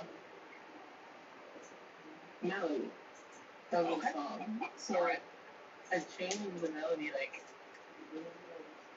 7 times. And I kind of wanted the melody to be very intentional and in sync with what I'm saying. And so I kind of like, I think I binge watched like 2 TV shows to kind of see like how they spoke and how they carried themselves. And then I went to re-record it and I kind of like did motions that I saw in the show to kind of channel into the song. And like, I remember I did this one show specifically. Ginny and Georgia. I love that show, by the way. I was watching Ginny and Georgia, and I'm watching, like, Georgia, the mother. She's very uppity and very, like, southern. It's a long story. She has this, like, I don't want to say stuck up, but she had this, like, aura to her. And so while I'm recording Nasty, I'm just, like, singing the song as I'm singing the song as if she was singing it. And, like, just the first part of the song, and then like we hear it back, and they're like, okay, so that's not the sound I think you want. And I said, well, no, I'm gonna retry it this time intentionally, like actually sing it how I want it to be sound. I sung it, and then like I come out and I see them, they're like in awe. And I thought, well, this obviously is how it's supposed to be sang because you guys don't have words, and I don't have words. Yeah, trust me, I know. It fits. And so we recorded the entire song. And it was only like, there was no backing vocals at all. It was just a straight one line of the song. And then I took it home, and then I kind of listened to it for 2 days straight. And then my boyfriend, he listened to the song. He said, hey, you should kind of add like a little bit of your own personal flair to it. And I said, what do you mean? He's like, the songs you make versus the songs you listen to are they're very different. We all figure out, but like, at least now you know. A lot of the songs I listen to, like Ariana, that's the first step. They add like the knowing self and knowing about self. So. Vocals, and it adds to the song, but it doesn't overshadow the actual chorus and verses. But the songs I make, you just learn from now because it's your first year now. The first day was the first day, and you had to go every other day with it. So, like, there was only 2 days, 3 days, 4 days, 5 days, however long it is now. It's still only just that long. It's not long enough. Like, you got the rest of your life to apparently understand that. So don't let it overwhelm you. When you were working on, you're doing perfectly fine. Was there anything that you learned or any takeaways in the sense of like, because like you mentioned earlier, that you already have some, you've got more music already completed. You could probably come out with another album or 2 right now if you just wanted to, we can put it out because I can put it out. But like, now that you've got this album completed, and I mean, I think it's the best work you've done, but I mean, you're getting some great response from it. Was there any learnings or any takeaways that you had in like the build up and the creation of this album that you're like, I love that I did this, or I love that I like you were just talking about, with some of those vocal branches, like, oh, I didn't try to push myself to go here, now I did. Like, are you gonna now, like, with this response, or are you gonna, well, I went to this range, can I push it even farther, or are you gonna be, tweaking and enhancing even more? Once you dive into the next hole. I feel it's always hard to kind of gauge how I want the next album to kind of roll out because each time I do an album, I focus my entire being and thought and brain and soul and body on just that. Like when I was making Smart. Chrysalis, I kind of turned down 3 TV shows and movies to kind of focus on this because I didn't want to get sidetracked. Wow. Because I made chapter 20 while I was filming something, and like for me personally, it kind of felt like it was everywhere all at once, and it was a lot. Yeah. And so, and then Ethereality, I just strictly did only making music, and then I went back to filming, and then back and forth. And that was also kind of challenging, and I felt like I got them done, but it was probably not to what my standard was. And so this one, I kind of like wanted to focus intentionally on the music, because when it was done, which it is done now, I can go back to acting and whatnot. And I do know, I don't think I'm at a place where I will stop making music forever, but I feel like for now until otherwise, I will not be making any more music or anything unless it's performing an old song or me doing a feature. Cool. Okay. Nice. Nice. And now for you, is it more of like a, like, is it, you know, because then we'll switch gears and, you know, we'll kind of take a look a little bit more closely at, you know, the acting aspect and that side of what you're doing. But I mean, is it more like, I'll tell her once you get kind back. of, you know, put that focus back up on, you know, acting and being able to find, you know, new roles in that, and, you know, that'll kind of take up that focus for another set of time, or do you actually feel like I might not actually legitimately ever come back and do music again? I don't ever like to say I'm never going to do something again because I don't know what the future holds for me. I was kind of at the space where I wanted to stop doing music because of the fact it was the thing my mom loved the most. Mm-hmm. And so I feel like I need to let this album sit. Oh, she said she got a cash app for a little because from my knowledge, the album that's out now is what she heard front to back. Okay. Yeah. There is, I think, 2 songs on here that I took. Oh, thank you, Loyalty. But I made an announcement on my Instagram a couple days ago. Like I said, I'm gonna put some unreleased songs out there because you guys keep asking for them. Nice. Well, they're always put out deluxes, so you make them expected. Well, yeah, but like even on the deluxe, there's a song called Why I Gotta. I know like people went crazy for that song. I didn't release it. There's another one called Feminine. I didn't release it. Polaroid, another one. But you know what songs that people actually want to put out there. drop. You know, like, She already knows. This song No, I know, but I'm saying she already knew what songs. And what the other people feature on, but I just haven't sent to you or haven't released. I haven't went back to them. Totally. Yes. I think there's overall, even like now to this, like after Christmas been released, it's about like Look, like you actually send that. Thank 2 you. hours worth 2 You're releasing that. That's sweet. The Cash App is on the 60 page. songs that I could release. Let's see. I'm trying 60? Damn, okay, that's impressive. So, now, one of the things you just mentioned, and I wanted to circle back to it before we kind of get to focusing on the, you know, before we get to focusing on the, you know, the acting and that piece, but you had mentioned the idea of, like, you know, when you were doing chapter 20, you know, you're probably maybe pushing yourself too much, like trying to, okay, let me do the album and all this acting and everything all at the same time, you know, and then you kind of, you know, move that focus around and, you know, it's like you said, you know, put that intentionality here, let me put the focus here, and then, you know, I'll come back to this other thing after He is that. feeling better. Do you feel like with repertoire directly kind of being in between, you know, Ethereality and the deluxe and now Chrysalis, like, do you feel like that one was what you wanted it to be, or was there anything like, oh, it almost got lost in between what, you know, Chrysalis and Ethereality was? Or was that kind of like also released and put out in the way that you wanted it to be? Like intentionally with that, you know, force behind it? Yeah. I kind of wanted to have a clean slate with repertoire. I kind of I wanted said to the Cash App is showcase. on the page. We share one. Like, So if you want to send it and have someone that helps, Cash App is right over there on the page. Release that kind of put me to where I am. I think Keep Up with Cocky those are the song. And I kind of just went back and recorded the updated versions because those are what made me get to this point.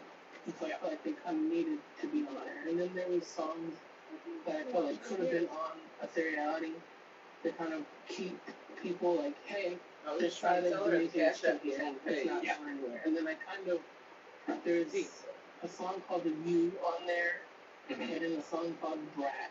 Those two songs were me teasing Chrysalis. I kind of wanted to tease the concept before I just throw it out there. And those two songs people love. Yeah. Those songs in specific have like comments that touch me personally. How you How you doing, T? I know what I can do. And then I forgot to Chrysalis. Wow. Okay. Very cool. And so let's shift gears a little bit and let's kind of focus on. It's just the fans going to support the media mogul as opposed to just the artist. For sending it. Tell me a little bit about the acting side. I'm feeling good today. And What you got planned for the doing that longer than music, or was there one that kind of like took over at a certain point? And then also, for you individually, if you had your choice of like, I could be able to say I'm going to be the next big star artist or big star actor, which one would you choose to be? Now, like if you got to write that ticket, which course would you take?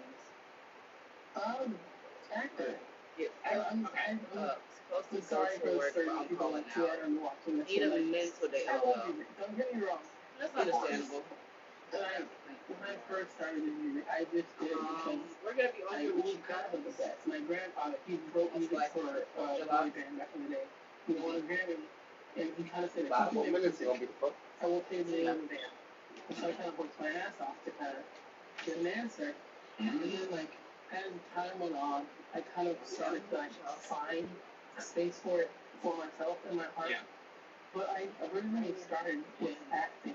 I've been acting in modeling since I was 7. And I did music when I was 14. Okay, so then that initial first true love is for the acting and the modeling. You had an interview today. And I feel like if I'm acting, like if I'm artist, you guys can still get a song in there. Show that. Exactly.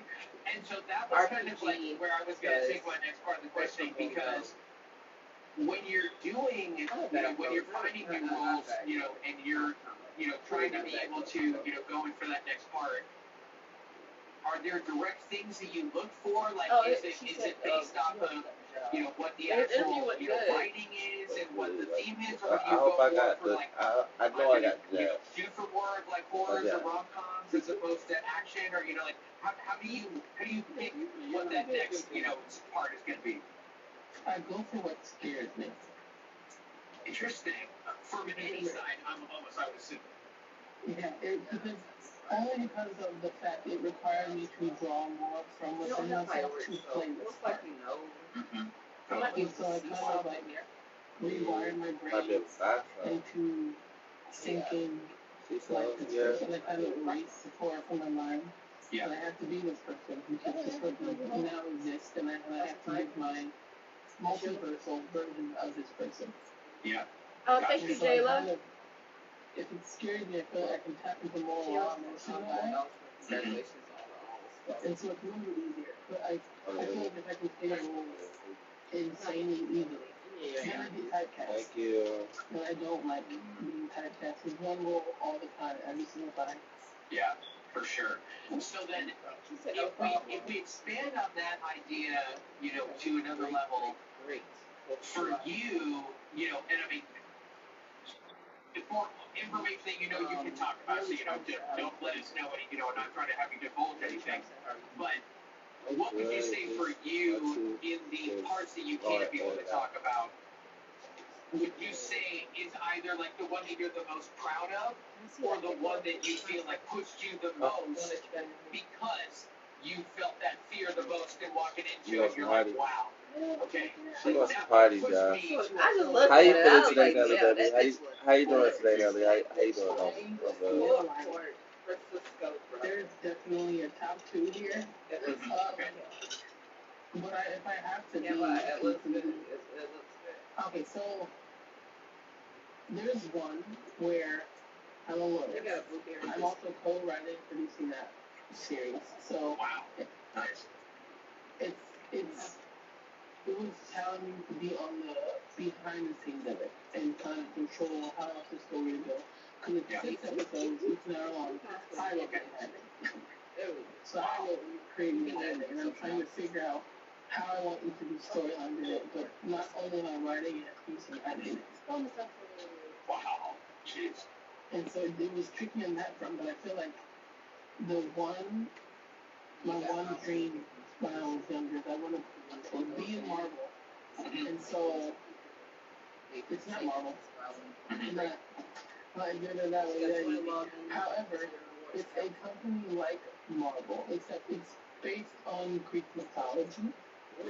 I think what I'm saying is Yeah. I am playing a supervillain. Oh, wow. Her name is Louise, but her name is Melody Wright. Mm-hmm. She's very, like, spunky. She has a lot of Nelly, attributes don't that forget about her Bart Simpson I have when I'm promoting my albums. Mm-hmm. However, I was very scared to even audition because me auditioning for her took 7 months. Wow. Jeez.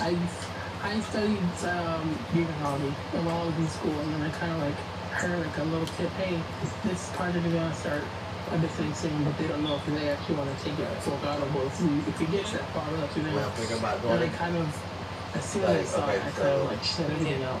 And during this time, it was like you would do a cake.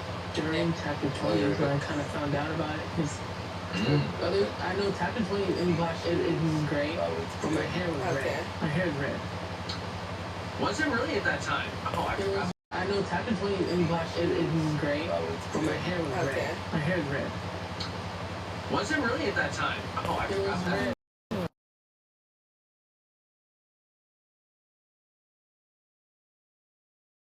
Because it was Thank you, beautiful. She says $11. The sin of wrath Yeah. Mm-hmm. After the 9, she just in said. the movie. I cannot say Thank you, the gorgeous. name of the movie. But Okay. there are a lot of well-known characters like Zeus. Thank is you, in there. love. I know Phoenix is in there. I know Let me the touch this entire down. Billy order Sharp of said the thank you too. I see the heart. universe is 10 hearts, 10 this hearts. Pandora from Pandora's box. Oh, cool. All right. So, and I feel like a lot of things that I've been doing so far touch on Pandora's side of the story versus Mm-hmm. the sin side of the story. Interesting. Okay. And it was hard because the audition process was a lot of Well, we really do hope you have a good day. And we it do was truly pretty much appreciate you. only sin stuff. Only her in her darkest times Mm-hmm. when she doesn't have her full strength. And I was very like, okay, this is very interesting. And then like when I found out, I like how she actually I got the scrapped part, out. they kind of sent me like a demo script, as you will, like to one of the first revisions.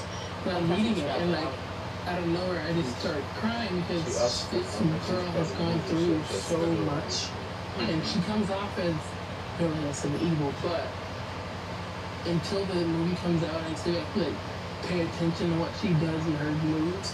Mm-hmm. There's a reason for it. And Oh. me, I'm a very like, I don't like violence. I don't like hurting someone, making you feel uncomfortable. But the decisions she makes, I would do the exact same. Oh, interesting. All right. Okay, And cool. it's very like thrilling because everything that she does scares me, but at the same Yeah. time, it's like she's not doing it just to do it. Yeah, right. Okay. And so now when you're putting the part together, because kind of like you mentioned, you block, everything else out. You just kind of like this character now needs to be created, needs to be brought to life. What are some of those things that you go into? What are some of those processes that you have in place to sort of help, bring the character more to life, to kind of like get yourself into that right mental space and, really kind of inhabit and become that character? What are some of the things that you do? I watch a lot of TV. I am an actor, so kind of watching films and movies and TV shows kind of help me find a baseline of how the character acts. I know for you want for 24 hours? Y'all want us to stay out here 24 hours? I know her civilian name is Melody Wright, and her actual being is Wrath, but I know that they're taking her name from the actual Greek mythology, and her name will be Chaos. Okay, cool. Which is a stronger version of Wrath, and for her specifically, this version of her is modeled specifically after the Scarlet Witch. Because, I was very confused, like, we're not just gonna, like, do a rebrand of Marvel, because that's just basically DC. And they're like, well, no, we're starting off at this point in the story, and we kind of want the audience to figure out why she's like this. And so instead of starting from the hero and kind of building up to this point, she's immediately seen as the villain. And then as the movies and stuff go on, we kind of see pieces of her story, even if she's not a main cast member in the story. Yeah. Why she is the way she is. And then once the actual movie comes out, because I think there's 4 TV shows before the movie comes out, when we finally see her in her civilian form, and when she's pure-hearted and everything, and then we kind of see the build-up to her becoming this feared individual that her parents didn't want, that Zeus is afraid of, and it kind of, her entire story arc is pretty much she's been abandoned, but she doesn't abandon others. Oh wow. She's asked things, but she doesn't ask for anything. Yeah. And this point is kind of like her last straw where, well, I feel as if I've been taken for granted by everyone, and this is how I feel about it. Yeah. And then the reaction is, well, that's too bad. And then she kind of, well, I'm stepping. Wow. Okay, cool. I mean, and what's cool is that it's like, because obviously, like you said, giving some ideas of some of the themes and, some aspects of the movie, but, maybe not the title itself, but, it was funny because when you were describing some of it, it had, these pieces of, like, God of War, just with the Greek mythology, and especially, talking about Zeus and, those people in that pantheon. And I just was like, I was like, oh wow, that's like really cool. Like, cause I'm like, the story is different, but it felt in certain ways. I'm like, ooh, I wonder like who the main, hero that's wrapped around all of these other characters, or that maybe all these other characters are wrapped around. So for the show, because you said that multiple, shows are coming out and seasons before the movie drops. Are those ones that you're also in, or are you only in the movie as the character? She killed it. She told me, don't I dare. And then she also in the show leading up to now you get to see my physical form. His little light's still beeping though. This was released in her. You got a little light for them. With her name, her face, and everything. Gotcha. That might have been the last one. In the first TV show, which is also released. Damn, I saw the last one. It's called Pandora. I wasn't even gonna kill it. Under her name. She just decided at that point, she doesn't exist. However, she makes herself exist. How? I have no idea. From so far, from what I think, off the wall, and it would get off the ceiling. So when I scraped it, it kind of pushed the steps out. in phase 1, And then it kind of looked at she me would like, only be who can make herself don't accident. I was like, I'm trying to get y'all off. Okay. Interesting. Wow. And so it was kind of, I was trying to wrap my head around it, because I'm like, so she's doing all these things, but she doesn't exist. And I'm kind of asking, well, if she doesn't exist, then why did this happen? It's because, like, she doesn't exist as herself. However, pieces of herself are in everyone. And so that is this kind of giving her something to grab and take control of. And that was also confusing because I was kind of like asking the director like, hey, like, what is the difference between her and the other villains? Because that would be like a big thing whether people are gonna agree with her or disagree with her. And basically her explanation was, unlike other villains, she knows what she's doing is wrong. But however, because she's suffered so many times in the exact same situations and no one cared, she doesn't care. Interesting. Wow. Okay. And so now for you individually and this, specific role, this ongoing series, because that's a really cool thing, because I mean, not that maybe it automatically means that you'll be involved in all aspects of it, but at least hopefully you make it, more than just, one round or, okay, I'm not like one and done as a character. So that's, I mean, at least the opportunity for it is really good. But is this, would you say, the biggest role that you've been able to take up to this point, or does this maybe just have the most potential, but you've actually maybe, done another role that was bigger overall than this one, will be?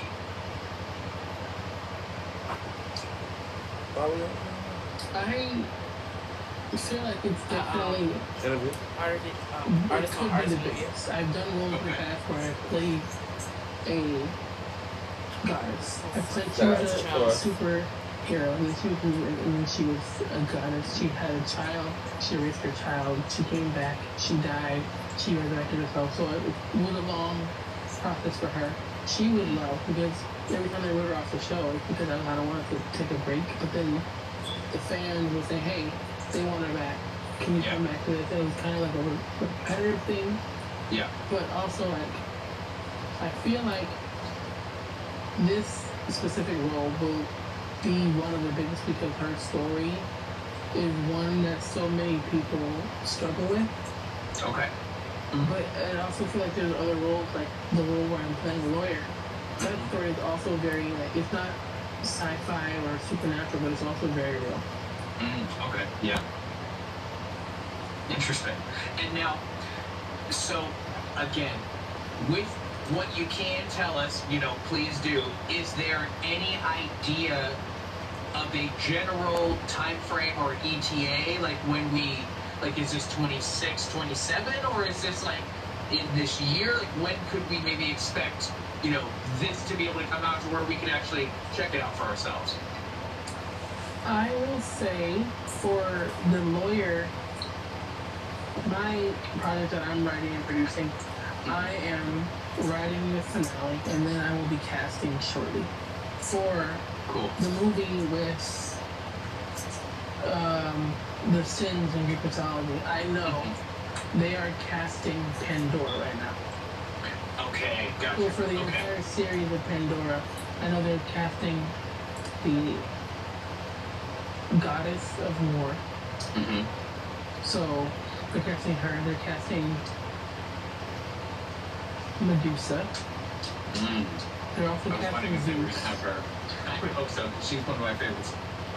Yeah, they're casting Zeus. They're also casting, which is like very bizarre for me, my father in the universe, which he's not even in Pandora, but they're casting him early. But who he is, who my character's parents are a big part of her story. Gotcha. Okay. Her father is Typhon. I'm pretty sure he's the beast that Zeus hates. And then her mother is Nyx, the goddess that Zeus hates. Gotcha. Okay. And so it was kind of like her parents were trying to protect her, but also they didn't protect her at the same time. Interesting. Okay.